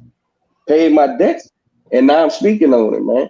So I'm not omitting that part of it, right? I'm not omitting the part the culture played in the crack epidemic, bro. You can't, two wrongs don't make it right. We can't pretend like selling dope to your people was right? But at the same time, though, y'all over there got to own up y'all shit too. Let's talk about it, man. Let's talk about the dope I got here. Let's talk about the dope. I was just gonna say that, Coach. Man, because I don't on the plane. I didn't go over there and get it. But here's the thing, man. Here's the thing, bro. You got to put that in context, man. Listen, when crack hit, man, when that dope. Listen, I ran contra. I was alive. This shit was big shit when I was younger, man. Uh-huh. People don't understand, man. When Reagan was up there, man, socialism and communism was a real threat, right? These people grew up, bro. My father fought in World War II, bro. My father fought against the Nazis and shit, right? Uh-huh. That was a real shit to him. Communism and all that shit. He was like, hey, man, we got to go over and kill these motherfuckers. They going across Europe. Pretty soon they gonna be in America. We speaking German. That mother trying to copy. That's so you got to understand, bro. You got to understand that Reagan was 70 years old, bro. When Congress wouldn't give him the money to go fight the Contras, bro, he looked to them generals and said, all right, how do we get this fucking money over there? How do we get them arms over there? How do we do this? And guess what? Then the collusion came. Well, we could have let so many of these boats come through because check this out, man. Who's it gonna affect? Just the drug addicts? So we don't care about the drug addicts. We got to be communist, right? Yeah. If you don't have context, bro, you don't even understand. See, in the hood, the miseducation in the hood is terrible, bro. We was taught, oh, Reagan let the dope in just to get rich. Nah, man, that ain't how shit works, bro. That ain't how shit works, man. Fight a war. Yeah, you think Reagan couldn't identify crack rock, bro. But guess what he could identify? Adolf Hitler. He could identify all that communism, all them boys and the Contra boys fighting for freedom. You gotta remember that freedom shit is a motherfucker, man. Yeah. When they start talking that freedom shit, I want to have my pistol too, because I want to see which side of this freedom shit we gonna fall on, bro. Because you telling me freedom And these police is killing us 6 ways from Sunday, man. And you know that's another reason I don't like Joe Biden, because he's trying to take my rifles away. I'm not getting rid of my. That's insane, bro. That's insane, man. I'm not giving no. Listen, man. Yeah, I'm not at all. We got taking mine away. Yeah. And the funniest thing to me, the funniest thing to me is they say, Coach, oh, you think you could arm yourself if the military decides to come into your house? You think you're gonna be? God damn it, I want to shoot and chase. Maybe not, but I'm gonna shoot one of them motherfuckers before they get me. Just because you in the military don't mean you can shoot either. I can. Bro, that's amazing. Bro, a good friend of mine, man. Y'all take this with y'all too. I want y'all to share this. A good friend of mine, bro, in boxing. He's a retired Army guy, right? Now, I don't know nothing about the military, but he was high rank. He retired and all that. He did tours, bro, in Iraq and all that shit, right? He got a good 5-6 years on me. And he said,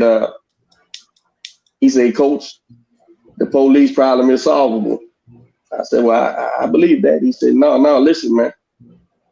I was in fucking war. And if I murdered a person that was unarmed, you know what would happen to me? In the war. How the fucking police can shoot an unarmed man right here in the United States of America and not be held accountable when they can hold me accountable in Iraq in the desert?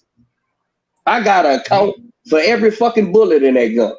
When I check in, when I check out, when I fire upon somebody, we got to have, as a unit, they got to be witnesses saying they was firing on us. Yeah. He said, how you can't do that with a policeman? Policeman got cameras on them, cameras in the car.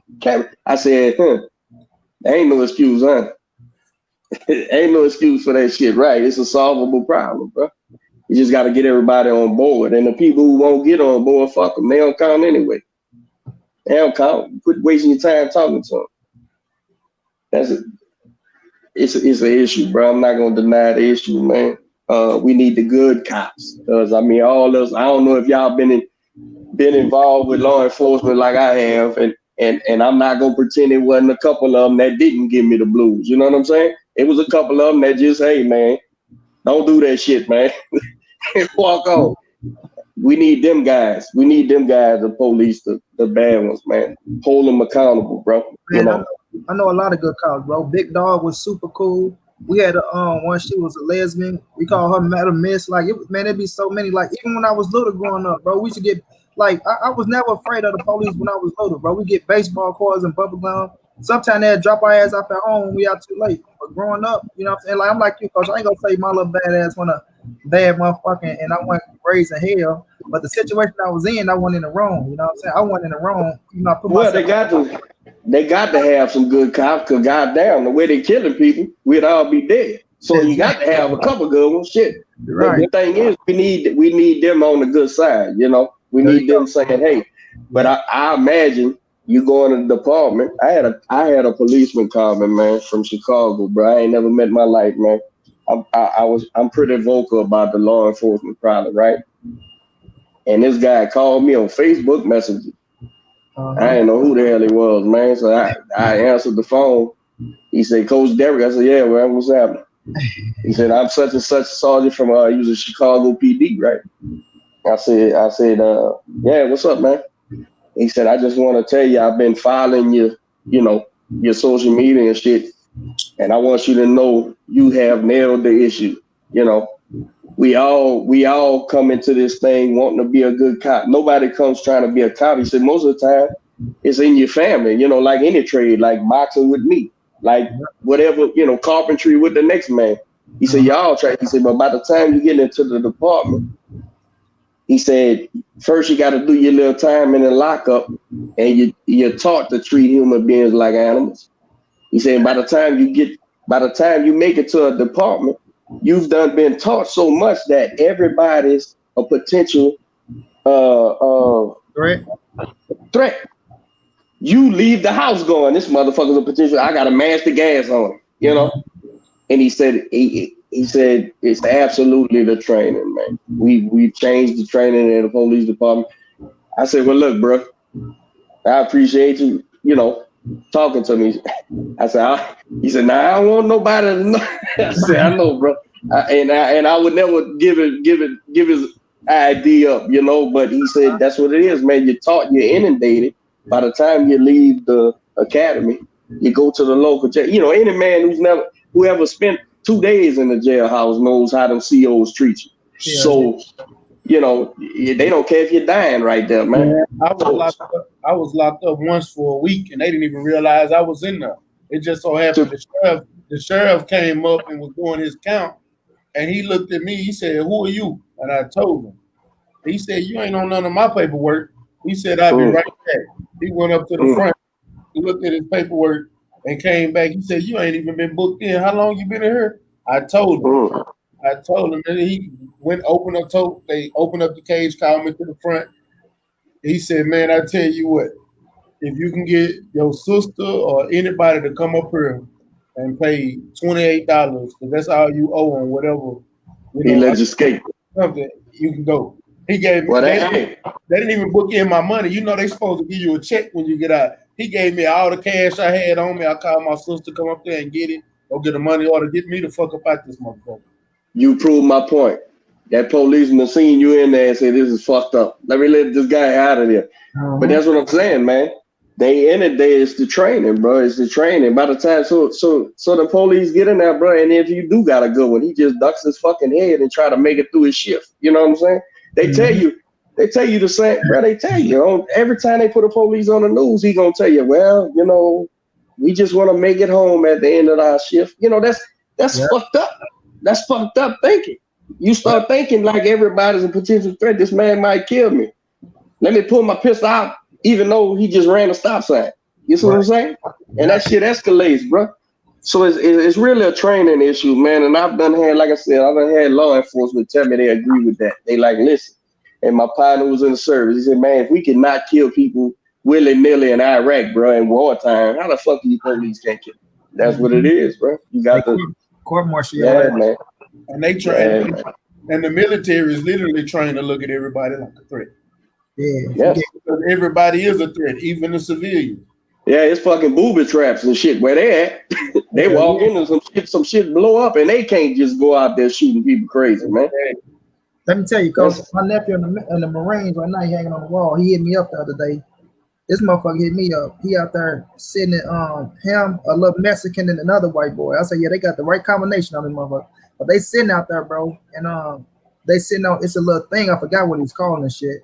But he talking to me and shit. And all of a sudden, it's like 3 men came up on the hill. 3 men came up on the hill, bro. And these motherfuckers grab their guns quick. You know what I'm saying? I'm like, damn. But guess what? It was regular civilians, just like you say, regular civilians. But when you go over there, you not knowing. All these motherfuckers looking alike, you know what I'm saying? But and I just put in my head, I'm like, damn, that's some fucked up shit. You know what I'm saying? So like you say that everybody is trained to be a threat. Like they looking at the regular civilian. I'm looking like just like that.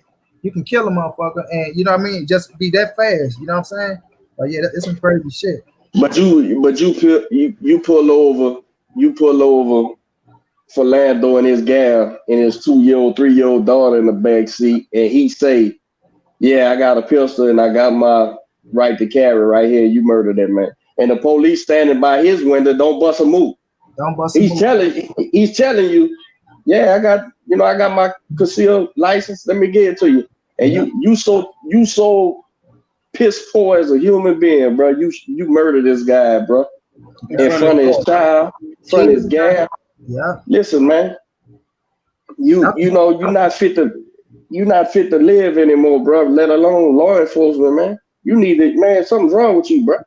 How was that man a threat, man? And then he comes out, this man's a fucking lunch man. You know what I'm saying? The schoolhouse, bro. Yeah. Come on, man. What's wrong with you, man? Is you that scary? What about Tamir Rice? That's the Don't one get me started, bro. Don't get me started, bro. That one hurt me. I look at that one like every day. I mean, I think about that every day. That they murdered that boy. How many seconds it was before they was up? Before they pulled up and murdered him? 8. You know how easy that could have been me, bro? When I was a kid running around with a cap pistol every day of my life. Every day of my life, I'm shooting cap pistols and BB guns and shit, man. And these people, you that trash, man. that this boy, you can't see this boy. I don't care if he had a pistol. That boy scared you like that? Yeah. Come on, man. You don't belong in no law enforcement, man. You don't. Yeah, bro. You'll get incensed, bro, if you think too much about it, man. You try because somebody that's in the army right now, J.A. Dixon. He said facts. In Afghanistan, the people we fight don't have uniforms. Everyone is dressed the same, but we still have rules and engagement. Can't just pop everyone who looks suspicious. Look at that.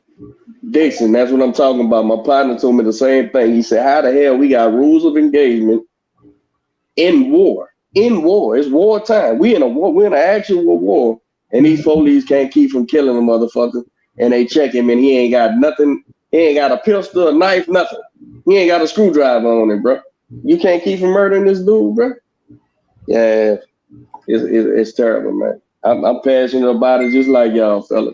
Man, I know. I be looking at your posts on Facebook. I read them. You know what I'm saying? Yeah, how about that, man? Look, bro.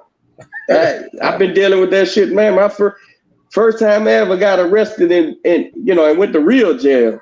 I was 17. Them bitches whooped the shit out of me, man. Just for being white in my neighborhood. Ain't that a bitch? Motherfucker told me, what am I doing here? I said, I live here. Bitch went to working me over with that stick, man. First time, bro. 17 years old, bro. 17-year-old. But when you live I get it, man. I lived in a bad area. I came up in a bad area, but I hadn't broke no laws though, And I was a kid, bro. I was in high school, man. And you took me to real jail. What if I wanted to be a police? Or what if I wanted to join the service or something? He didn't care. I didn't have no pistol on me. I had no dope on me. I had nothing. It's just it's the culture of law enforcement, bro. When you get a bad one, he's all the way bad, bro. He's all the way bad, man. All the way. First time I went to jail and went behind a cell, I got pulled over by this officer, Travis Red. I had got a loud music ticket for playing. I didn't even have speakers in my car, just regular music. I was at work, had my music on. I was working at Sonic, and we was playing the music through the Sonic speakers. You know what I'm saying? While we was cleaning up the job, he done pulled up and told me it's a noise ordinance. Gave me a ticket. I was pissed off. I'm like, I ain't paying this shit. You know what I'm saying? Weeks go by. I'm at the store, literally at a regular convenience store. My homeboy wanted the Black and Mild, so I take him over there. I get him a Black and Mild. I'm 17. We headed back. When I got in my car, I see the police officer just sitting in front of my car at the next parking lot. I ain't thinking of it. I pull off. They pull off with me and start following me. Pull down the street. They throwing their lights. Pull me over. Travis Red, I'll never forget this lawman because that lawman fucked with me on a regular basis from that day forward. And it took me to jail. I called my mom and she came and picked up my car. Then nobody picked me up from jail. I got out there next morning, had to walk home from the jail. Then I asked my mama where my keys at because I still had to go to school the next day. Like literally. It's 9 o'clock in the morning. She still make me go to school the next day. Like ain't nothing happened. Yeah, boy. One thing my mom done said, you getting the hell up out of the house. You ain't got to go to school, but you getting the fuck out of here. I tell you, man, we got to, at the same time, we praying to these things, these issues, and it needs to be things. Hey, I used to be hard on y'all young guys, bro. I ain't gonna lie to you. I felt like I was a dinosaur, like I ain't belong here shit, man. But when these kids started hitting the streets, protesting and shit, and listen, I'm not for the tearing up your own shit either. But when they asked, I'm talking about the guy like with Quentin and them, y'all was out there at the greens and it wasn't no shit. Q told me there was a few kids trying to start some shit and the people stopped. Hey man, we trying to get some shit going, And I said, you know what? These little motherfuckers, I just don't understand y'all music, but y'all good people, man. I said, these kids don't give a fuck, man. They showing up in the street and they out there trying to get some change, man. And I appreciate that, man. And my children, same thing. My kids was out there. My son was out there. My daughters was out there, man. I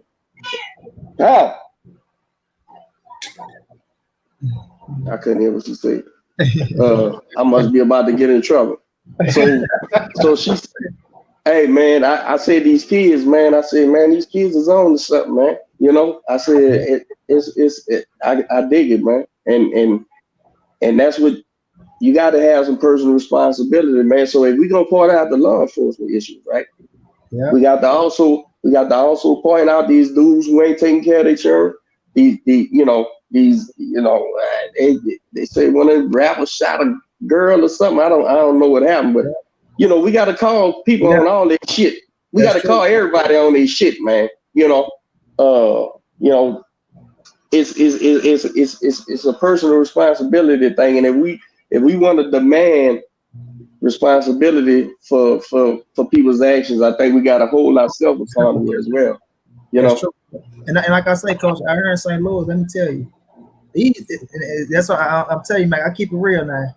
There's these little young motherfuckers I heard. These motherfuckers riding around with army guns with enough bullets to kill a motherfucking small community. You know what I'm saying? So sometimes I see why these police be nervous, seriously, because and I be ask my little brother, he'll tell you, bro. Every time something happens, if I know him and if I know the situation, I'd be like, nope, I ain't fucking with that, because I know that motherfucker. I know if they had in that car, I know what was going on. So I ain't finna just, it's certain, if it's true and it's somebody that's innocent, then I'll say something. But if it's a motherfucker I heard that I know, yeah. Don't allow threats to the community to play a victim either, right? Yeah, we can't allow that, because it dilutes the problem. It dilutes the problem, and you'll never solve nothing. It'll always, listen, if you give people a reason to be deaf, how you expect them to hear you? You know what I'm saying? If you gonna sit up there and talk about, everybody got, free Lil Kiki, and Lil Kiki just raped 3 women and shot 2 dudes on the block behind a house of coke. Right. Man, nah, bro. I keep his ass in the penitentiary, man. Yeah, we try to make it out here. Exactly. We don't need to. Right, then you talking about free Lil Kiki, then guess what? Lil Kiki come out and blow your damn head off. Yeah, man. He's up in your mama's house stealing everything, man. They talk Lil Kiki, yeah. But yeah, man, let me man, it was good talking to y'all, bro. I've been wanting to get on here. I appreciate y'all having my other guy too. I know y'all had Robert last year for me. Yeah. How's he doing? What are you up to now? What he got coming up? I'm talking to Forrest and them right now, man. He's gonna do something on the next fight up for the ABO title. Yeah. That fight that got canceled. Huh? Remember before the pandemic, he was gonna fight for the ABO title against James Johnson boy. Yeah. With the dreadlocks. You know what I'm talking about? Martell. Yeah, Martell. He got them a couple good knockouts last year. Yeah. We were supposed to do that ABO, that junior welterweight title, and Joe hit me up this week and said they got a new date. It was you still want to do it. Coach, you on Instagram? Yeah, I talked to I'm on Instagram, man. I send you this info, money. All right. Look, I done jumped on Instagram. Every time you jump on Instagram, there's always a piece of ass that throw you off. That's the devil, son.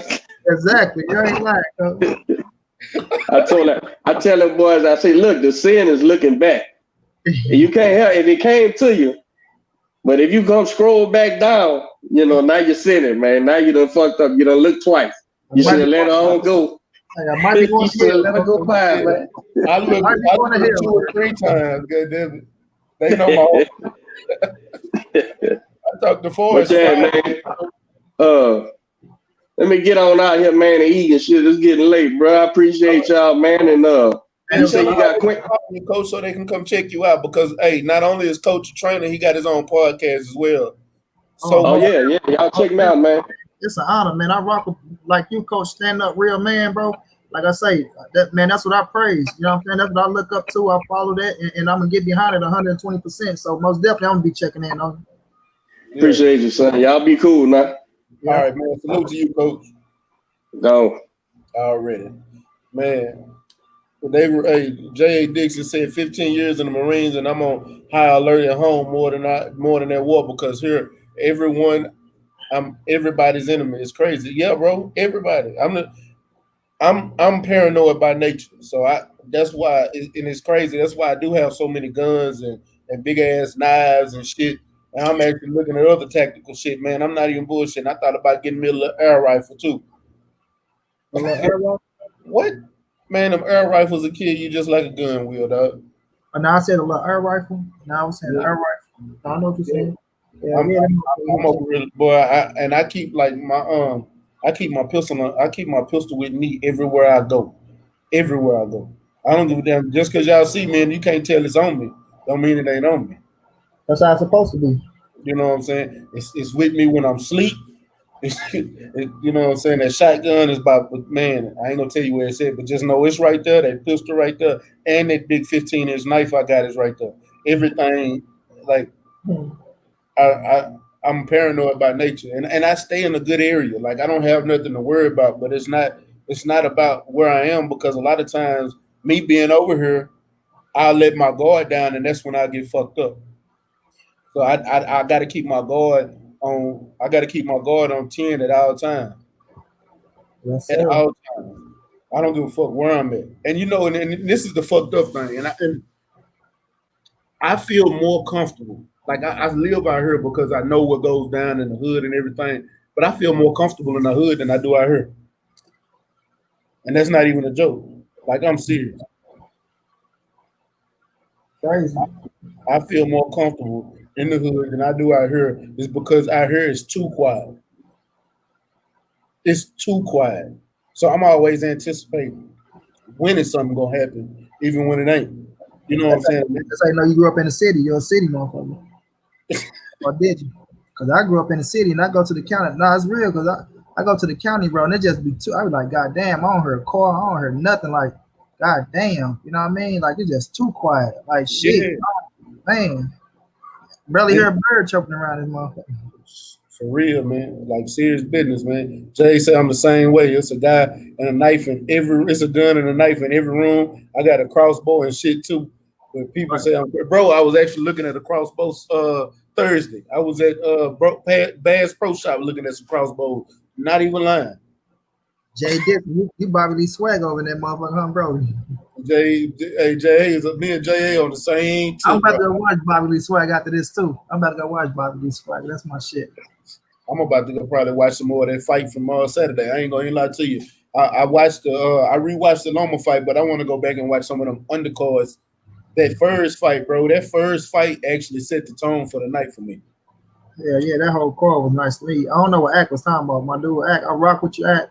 But Ack, you was just saying it was cool. That shit was fire to me. That shit had me. Bro, I enjoyed that. Every single card was good. Every card, bro. Yeah, even the one when you got his ass knocked out in the first, all that shit was fun. Yeah, bro. because it was unexpected. I thought it was gonna be a way better fight.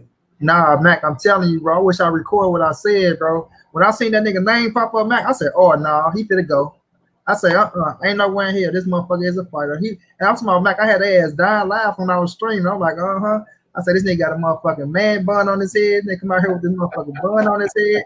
This nigga is a Philippine with a name John. I say, nigga, you gonna need 316. Your name is John 316 after this, bro. I told my nigga, I called it, Mac. I called it, bro. I say, what I tell y'all? I said, this nigga need to go model some draws. This is not for him. This is not for him. Man, we was having fun, bro. Hey, man. Hey, but man, before we get up out of here, man, shout out to Coach for coming through. Big man, shout out to Coach, I seen him in the chat and I just had to get him on. I'm gonna get him back on again because Coach, man, that's one of the realest dudes I know coaching out here in boxing, out here in Houston, man. I know a lot of coaches. I'm gonna get some more coaches on here, but that's one of the realest ones. And I'm gonna get Q on tomorrow so y'all can talk to Q again because he's been on here a few times. But now y'all done actually got to see him fight on the national stage now. Now we're gonna bring it back on and y'all can tell him in the chat what y'all thought about the fight. Y'all can ask him questions, y'all can call in and talk to him. You know what I'm saying? I know Money gonna be here. I know 503 gonna be here. We're gonna have a great interview tomorrow with Quentin, man. It's gonna be a hell of a show. But we gotta get ready for this Tank Leo fight, man. Yes, sir, yes, sir. Have they announced the undercard yet? I know. Yeah, they got the undercard. I know Mario Barrios is fighting. And the undercard is hella good because Mario Barrios is fighting. I think Abaldo. I can't think of that. Yeah, he is fighting Mario. Damn, ain't he fighting? A belt, ain't it? Huh? Ain't it a belt on the line? I think it is. No, he is the champ. Barrios is the champ. Yeah, that's what I'm saying. Yeah. I'm sorry. A matter of fact, I'm gonna pull up that card. And let's talk about it real quick before we get up out of here. Cause it's a cool. It's better than Earl and them on the card. I'm gonna tell you that. I ain't too happy with Earl and them shit. I haven't even looked at Earl and them on the card yet, man. Man, yeah, Mario Barrios fight Ron Carr, the little cowboy. Remember the white boy? That was I remember Cowboy. He from Texas too, I think. Yep. Yeah, Diego Magdaleno going up against Isaac Cruz Gonzalez. Pro Gray going up against Juan Her. That's who going up. That's right. That's Pro Gray. That's who Pro Gray and Juan Heraldez, bro. That's gonna be a fight, bro. Ladarius Miller, there you go. There you go. That's what I'm talking about. I said his name. And the other motherfuckers, I don't know. But I know from Ladarius Miller on up. Do I know Jose? No, I don't know him. I don't know. But I know everybody from Ladarius Miller, Regis Prograde, Diego Magdaleno, Mario Barrios, Javante Davis. I know all of them. So here we go. Anthony Cuba. That's gonna be a debut fight. I probably won't even see that one. I'm gonna watch it all. I'm gonna watch it all, but Jose Morales, he's fighting Julian Rodarty. I don't know who that is. I know who Jose Morales is. I watched him lose a few times. That's what I said, but I know him. I thought I heard that name before. I don't watch him lose. You know what I'm saying? Matter of fact, he lost to Antonio Flores. Okay. Let's see. Mikael Rivera fighting Ladarius Miller. Let's see. Isaac Cruz. He's fighting Diego Magdaleno. That's gonna be a good ass fight. That's a good fight too, yeah. That's gonna be a damn good fight. And Rigo's fighting this undefeated kid, Juan. I can't even say his last name. Heraldez. Yeah, that's Juan Heraldez. That's Floyd fight. He can fight. Okay. I'm gonna have to go look up some of his fight. Matter of fact, I'm gonna go look him up tonight. Yeah, what's up, he can fight, bro. That's a good scrap. Man, appreciate that. Yeah, y'all make sure y'all smash that like button, man. He said I'm gonna put 3,000 on Tank. Shit. You probably only gonna win by $100. Because I think he's a plus 380. Last time I looked. I don't know if that line's changed, but that's the last time I looked. Yeah, he went more than 100 though. That'd be 380. 1, 2. Mario's fighting Ryan Paul. Why do I know Ryan Paul? Oh yeah, you did say that is Cowboy. Yeah. You're right. I remember him now. Yeah. Yeah. Barrios was smoking though. He did go fight it, but Barrios might gonna knock him out. I believe it. That's what I bet on knockout for Mario Barrios right there. Yeah. What round you calling this Tank fight? 8-round stoppage. Think Leo gonna last 8? Yeah, I think he'll last 8. Yeah. He said I'll win 600. Okay. Yeah, you're right. 600. 380. If he put 3,000, 100 for every 380, something like that. So if 100 every 4. So if you put 3,000, you'll win about 600. Yeah. 600, 700. Let me go look at the money line, man. That was last week. I looked at the money line because it changes. It changes every time people start betting. Bro, guess who won 100 bands off the Leo fight? I mean, off the T.O. and Loma fight. T.O. and Loma, that motherfucker, that crazy motherfucker. He a Ukrainian too. That Danny beat his ass. He knocked out Devin Alexander ass. Red Catch, Ivan Red Catch. That nigga put hella money on T.O. You know him and Lone, they used to be sparring partners, and they was from the. Oh damn! What, bro? Oh, it didn't change. What is it? What's the Oh, they got him a minus 570. God damn! Hey, it done went up. Oh God! Everybody betting on Tank. That's why you got to catch early. 420. Ooh. Damn. Hold on, Mac. I'm at 7% on my computer. Let me get this charged. Let me see. Matter of fact, I'm gonna tell you exactly how much you win. If you bet right now, you'll win $526 on that 3,000. Man, if I gotta bet that much to win that little, I ain't betting unless I'm doing a parlay too. You gotta do a parlay. You gotta put some more shit on there. Yeah, you gotta do a parlay, bro. You might as well put Mario Barrios on that motherfucker with the knockout. You might as well. Well, I ain't gonna say with the knockout because when you put 3,000, you don't want to just put them on. I know, but that's gonna be a knockout. Mario Barrios gonna knock him out. I won't put him around, but I'll put Mario Barrios on a knockout. I'll put Tank for the knockout. You know what I'm saying? If you put him for the knockout, you damn sure go get some money. Since you are betting that same day, these are the fights I'm looking at for that same day. Derek Chisora and Alexander Usyk. So let's say I pick that fight. I pick Usyk, I pick Gervonta Davis, and I pick Inoue on a parlay. You better put Mario Barrios on there. No, I'm just looking at what's available at the moment. You know, that ain't gonna be available to the fight. Yeah. Man, one day I'm gonna shock my motherfucking self. My cripple ass be trying to plug this shit up, knowing I don't need to be trying to do that shit. If you pick all those three and you bet that 3,000, you'll win 1463. So yeah. And that's money in the bank. Yeah, that's money in the bank. Because Jason Maloney gonna get knocked out by the new way. I know that's gonna get knocked out. That's a knockout. It ain't gonna be an easy fight for Usyk, but I expect Usyk to knock Derek Chisora out. I like Derek Chisora. I'm actually like Derek Chisora too. I like Derek for him, but I don't think he's gonna win. I don't think he's gonna win either, man. And look, I think Usyk gonna stop him, bro. Look, I bet all 3 knockouts, bro. I bet all 3 knockouts. I'm telling you, bro. I wouldn't. Nigga, that'll be about 6 bandy bonds. You know what? Yeah. That'll be 6 bandy bonds. You go back and look at Chisora, he have a problem with boxers. So yeah, you're right. But look, Usyk gonna walk his ass, bro. Watch. You know, their boy come for you though. I don't know about walking it because you know Chisora's a come forward ass fighter, bro. Yeah, but I'm talking about, and maybe I should never say it walk because that ain't no motherfucker Tony Bellew. But you know, Usyk, you trying to get Usyk knocked out. Yeah. Usyk a slick motherfucker though. But I think he gonna be. I think the body shots and the shots that he hit him with, because he gonna catch. Because their boy like to fight. He ain't no defensive tackle motherfucker. Yeah. So he gonna get Usyk all the chances to hit him with hard shit and pinpoint accuracy. You know what I'm saying? Usyk ain't going out like Lomachenko. I'm gonna tell you that now, bro. He ain't going out like Loma. Not in this fight. So I'm telling you, bro. All 3 of them fights for the knockout. You put 3 bandy bands, nigga. You walking away with 6 bandy bands and your 3 bands back. And that's how you know. So you walk away with 9 of them things. That's gonna be a good man. That's gonna be a good line, man. Y'all finna have me out here putting some money on these fights. I ain't trying to, I ain't betting on the fight yet. This pandemic, dog. This with Vegas, because this pandemic is weird. It's weirded out right now. I feel funny about putting money on shit. Cause shit ain't. You right, man. Shit ain't. I don't. Most of the time when I'm gambling, I be having a feeling, and I'm like, I'm cool with the gambling. But right now, shit just feel funny to me on betting on fights. And it be my luck. I bet on Tank to go out here and do his motherfucking thing, and then Leo come out looking good and shit. I be pissed the fuck off. I be mad at the motherfucker. Y'all done see me cut the TV off. I done paid for this motherfucking fight. I done off that, and I done started back drinking. And I ain't had a drink in a week and a half. I be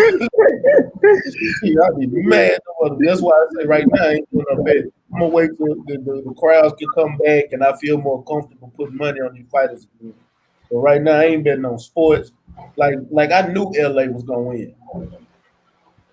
Like I knew as soon as they came back to the bubble to play basketball, I said LA gonna win. It's tailor made for LeBron. You know what I'm saying? That's it. I feel see like that in new way.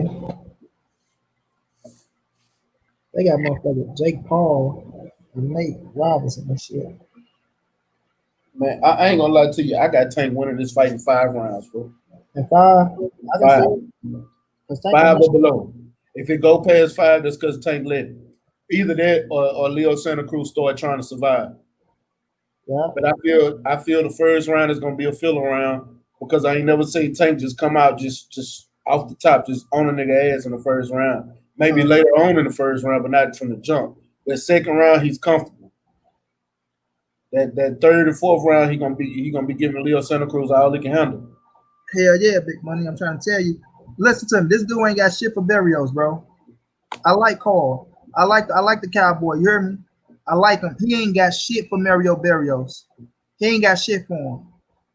He ain't got shit for him, bro. I'm telling you. I be knowing, like I was telling motherfuckers with Jamal and Derevchenko. How the fuck don't disrespect Jamal like that? Man, shout out to my boy G5 Jeff. I'm gonna get him on here soon too, y'all. Y'all be looking at. I will have my brother G5 Jeff out of Philly on here. It's one of my homies. You know, I've been on his platform, and out of they said different out of the fights that weekend. Him and the guy that's co-host out of England, they were talking about they feel like they like Jamal, but they felt like that'd have been the toughest fight of the night because they expected Jamal to win. Man, but I'm like, no, Jamal gonna beat the shit out of Derevchenko. Trying to tell you, Mac. Listen, Mac. I think I was on your show, Mac, when I told motherfucker take your rent money, your car note money, your phone bill money, the baby daycare money, your shoe money, take everything you got, your mortgage money, and put it on Jamal Charlo. Put it. They disrespect him all like that. Man, I wish I had a boy. Derevchenko is tailor made for Jamal because he's going forward. Everybody think I don't know why people thought Derevchenko was gonna give Jamal trouble. He ain't give him no trouble. He just kept walking to a jab and a straight right, uppercut. God, bro. And then Keon was stupid. He go bet me. I said, let's bet. And they go try to bet me a little measly 25. I said, yeah, you ain't stupid. I'm ready to bet the house, nigga. Keon picked Derevchenko over Maul. He gonna bet a small 25. But no, fuck that. I don't give a damn. He bet it. Why the hell he picked Derevchenko over Maul? What the hell was he thinking? Bro, I don't understand it, man. So I love Jamel. I love Jamal. Yeah, I know them. Jamal, Jamel, and Earl are my 3 top favorite fighters in boxing, period. But I'm gonna tell y'all straight up, as far as all around, I think Jamal is just better. Now, Jamel is getting better. I'm not saying he's bad. Jamel, as far as the boxing acumen, used to be the better boxer. But if you look at it now, Maul is starting to box his ass off. He's starting to be more tactical and not using his athleticism as much as he used to. The role switch, bro. Yeah. And now Mel is starting to try to take people's head off. He headhunting in his fights instead of boxing. He went away from boxing. Maul is actually boxing and doing. If y'all watch Maul, he does every single thing that he does is off of that fucking jab, man. And he makes his opponents scared of that fucking jab to where he can feint a jab and throw that straight motherfucking right every fucking time. Man, Jamal is the only. Matter of fact, that's what he knocked Julian J. Rock out with, a lead left uppercut. I mean, a lead left uppercut, my nigga. Yeah. Because that jab is so good, he got motherfuckers weary of that jab. That's crazy. I talked to two of the niggas Mel knocked out, and there's J Rock. I talked to J Rock. Mel knocked out and Maul knocked out. Well, I talked to J Rock. That's who Maul knocked out, and I talked to Julius Jackson's son, the one that Mel knocked out. He was in the live stream too. I'll be talking to his ass as well. Yeah, I asked that nigga how hard did Mel hit. He said that motherfucker hit hard. He said that motherfucker hit hard. You hear me? I'm gonna get his ass on. I'm gonna get his ass on. Hey, matter of fact, when Quentin come on here tomorrow, ask him how hard Mel and Maul hit. He done spoiled both of them. He spoiled Rougarou getting ready for this fight. Yeah, he said that fight retired him, bro. He said that fight retired him. Yeah. Yep. He retired after that fight. I'm telling you, Quentin spoiled Rougarou to get ready for this fight. That's how I knew old boy wasn't gonna be shit. I knew Quentin was gonna be able to handle this dude. Oh, okay. To get ready for this fight. Okay. Yeah. But the dude though, like Coach said, you gotta respect him though, because that motherfucker didn't stop coming. Bro, hey, what you say? He said, I don't know why people don't refuse to acknowledge Tank's skills, bro. I don't get it. I don't. I understand. Thank you, bro. Okay, now he had two. Now he said Earl Walker. I'm sorry, not Mayor. He said he did say he had 2 more. Now he said after that fight he had to take a fight off because his eye was fucked up. But that's all I'm saying. Did you see how he is? Why I gotta ask Julian, what the fuck was you thinking turning your back to Jamel, fool? Oh, crazy! I can get him on, man. That nigga, that's my dog. I hit that nigga up on. Yeah, you gotta get him on because I gotta ask you that, man. Because I always wonder, what did you turn your back? The fight was not over, and he was winning the fight. That nigga was up. But let's go back to Jay Dixon question, bro. Go back up one time, man, and I ain't gonna stay on for too long. Why don't people acknowledge Tank's skills, bro? because Tank got there and he knocked him out. Now, don't get me wrong. The fucking Gamboa fight, he was a little slouch in that fight. He was slouchy. He didn't come in out fully prepared. And like I say, I'm not making no excuses for the man. But when you fight in the fucking Black Hollywood, you here with all these rappers. You got this bitch Ari on your side. You know what I'm saying? Your baby mama live her. You know what I mean? You're going to have a lot of distractions, bro. I don't give a fuck. When you a young kid, 24, 25 years of age, bro, you on this stage, you bringing out the whole Atlanta, bro. The whole Atlanta, and you telling me you ain't been distracted, Tank. And don't get me wrong, I ain't saying that, you know, it ain't. That was the first time Tank was on a big stage like that. Yeah, bro, because, you know, he sold out his hometown. But we talking about Atlanta, man. We talking about Black Hollywood. Yeah. We talking about Black Hollywood, bro. You know it's gonna be like, you know, you gonna be off track a little bit. But even though with the Gamboa fight, it ain't like he was never in trouble. You feel me? It ain't like he struggled with. He didn't struggle with Gamboa. Now, should he have got Gamboa out of there earlier? I will agree. But don't make it like he ain't drop his ass X amount of time. So, but my thing is this: we ain't gonna talk about the power. We're gonna talk about the skill level of Tank, because Tank got defense, Tank faster, Tank got footwork, Tank can counter your ass quick. You know what I mean? And that's why I say I feel like he would have knocked out Lomachenko. I still feel like that because I think T.O. is a heavy hitter. You know what I'm saying? Don't get me wrong. T.O. is a heavy hitter. He can knock your ass out with one punch as well. But I think Tank is more precise with his shit, bro. And Mac, you said it. He know how to set his shit up better than T.O. because that motherfucker jab, that shotgun jab, boom, that motherfucker, boom, bow. That motherfucker. And then here's the thing. People talk about Loma angles. Let's not forget Tank got angles too. Hell yeah, bro. Tank will sit there and throw that jab at your ass, bounce to the side of you, and catch you with a power shot that you wasn't expecting at all. I done seen him do it. Matter of fact, he did it to Bendraza when he hit him with that body shot. When he hit him with that body shot, bro. But he had threw that jab and he had bounced to the side of him because Pendraza was expecting something up top. Tank bounced to the right and caught him with a body shot and dropped him. Ryan Carl ain't no favorite, Big Money. You crazy? Hell no, he not no favorite. I don't know. If he the favorite, you better bet right now. If you telling me Ryan Quality, you better put everything on Barrios right now. If you telling me he the favorite. But Tank had just got to be in shape and ready, Matt. Because look, when he was on the motherfucking Kevin Cunningham, bro, when he had that one count with Kevin Cunningham, when he fought that boy Jose Cuellar, who nobody want to give him credit for, who was a former champion. You know what I'm saying? A former champion. Man, Tank went in there and looked so good, bro. Was skilled out. Like, man, that was one of the best Tanks I ever seen, boy. If that Tank coming to that motherfucking ring against Leo, yeah, that nigga be gone in 4 or 5. And I think that's the Tank coming to the ring, but I'm going to give it 8. I'm going to say 8. I'm going to say get Leo out of there at 8. That's why I think it's going to be 5, bro, because as skilled as Leo is, bro, Leo flat-footed, man. And he's very hittable.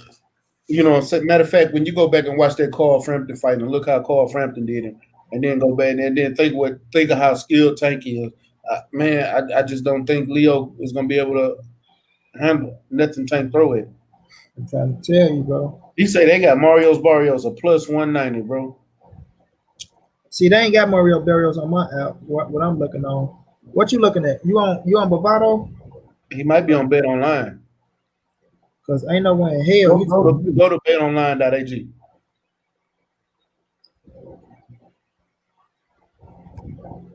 He said, I think Mel switched his style because of everybody talking about Miles Power.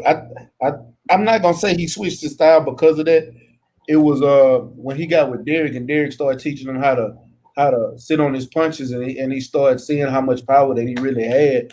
And he got that knockout. He started knocking people out. I think that made him where he started looking for the knockout instead of just boxing and letting the knockout come to him. Matter of fact, Coach Johnson, I'm going to bring Coach Johnson on here one day, man. Coach Johnson will tell you all day he like his fighters to box. He like his fighters to box and keep tagging your opponent because he said them punches going to take a toll on the fighter. And he said later on in the round, then you start sitting on your punches and take his ass up out of there. But boxing first, let the knockout come to you. When you see the opening, take it. Thanks. So that's the difference. But Derek James actually teaches you to do that. But Maul wants that knockout. But when he fought Jason Rosario, he was headhunting, but he wasn't going for the knockout as soon as he did, has got it. I don't think he was expecting that knockout then, but I knew it was coming. We did know it was coming. Yeah, Mel. It just. I mean, yeah, I don't think Mel was expecting him to knock his ass out with that body shot, but no, I just, he saw an opening at that motherfucker, and he stuck that motherfucker down there beautifully, beautiful. that jab is gonna be remembered for all boxing talks for a while. Man, that was the best body knockout I ever seen in my life. What? I ain't never seen nobody get knocked out to the body like that. That was the best jab, bro. I'm still, bro, minus 600 now. I was confused because I thought I missed the punch. I swear to God, I thought I missed the punch. And what did you say, man? What the fuck you hit him with? Yeah, at first when he hit me, it's like, what you hit him with? And then I was like, is this nigga dead? I swear to God, bro. If you was matter of fact, I was with Quentin watching the fight. And if you was with me, Quentin, 503, we was right there, bro. We stopped. We was crunk because he got the knockdown. But I'm like, what the fuck did he hit him with? And we like, you go see the replay, but I'm crunk. And then we started looking like, nigga, is this nigga dying, fool? Everybody went from crunk to concern like a motherfucker. I'm trying to tell you, bro. I was like, what the fuck just happened? I'm going to be honest with y'all, though. I know I want to see this Lubin fight. I know it's coming and Lubin want this fight. But I'm telling Lubin right now, this ain't what you want. You might want to get some more fights on your belt.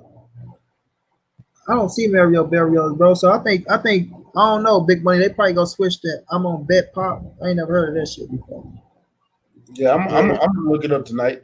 You better go hit Bet Pop ads, and I'm gonna tell you right now, because they got Mario Barrios as a plus 190. Nigga, I'm locking that motherfucker in ASAP. Shit, I might go on Bet Pop tonight, my goddamn self. Right. I might put 100 on it. I take that 190. That'll be the one bet I make. I might put 5 on it. Matter of fact, for real, bro. They got that nigga for real. Thinking about it, I might put 5 on that fight. Damn right. And you talking about 5, nigga? You add Mario Barrios and Tank and Usyk. Shit. Yeah, I might put 5 on that champ. I might have to. Well, man, let me get up out of here, champ. Man, go ahead and close us out, Money. Man, this has been another great show with me and my bro Mac. Richard was here, but Act and shot his ass out on us. Man, respect the coach. What's coach name, Mac?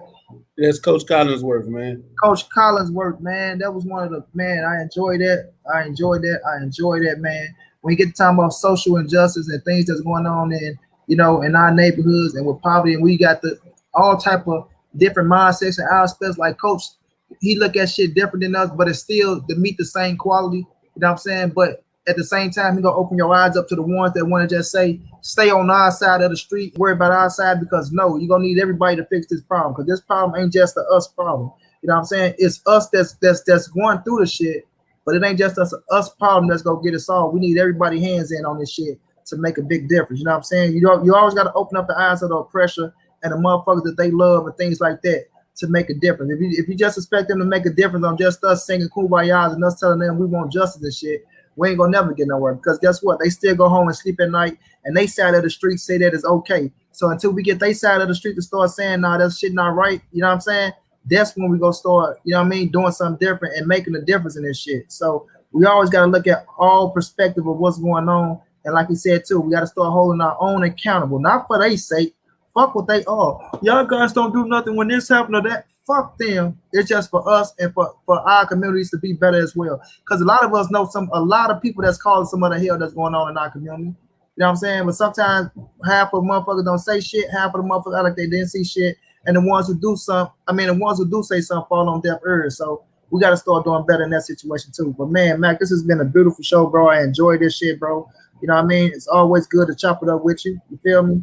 And we're going to continue giving y'all this great work, this great content. And we got so much more to end off this year. Like, we had so much happen in this short period of time.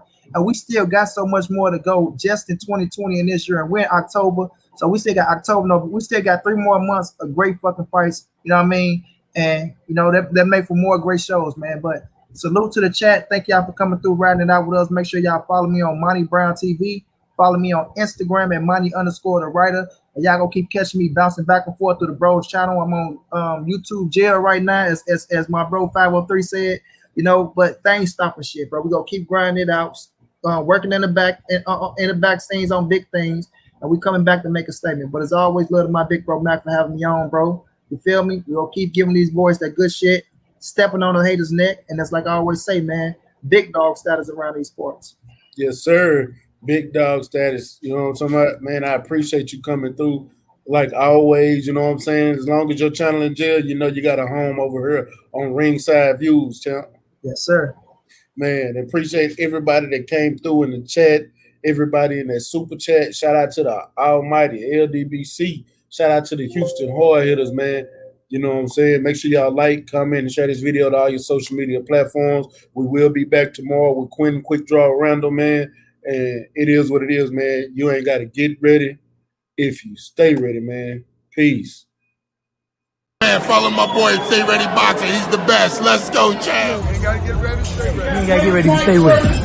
I'm all about business, somewhere in the trenches. Moving weight, I'm on my 24-hour fitness. I don't need a witness, moving with the quickness. Was off the porch when you was on the playground benches. Block bleeding, smoking trees, eyes Chinese. High speed, singing every lick walking by me. I'm sticking to the code like a Siamese. Twin Glocks on me, shoot 'em up like some IVs. Pushing flour, test me and you'll be pushing flowers. Smoking sour in the kitchen when it's cooking hours. Not an author, but we could push a book of powder. Leave you wet like you took a shower for fucking with my bitch.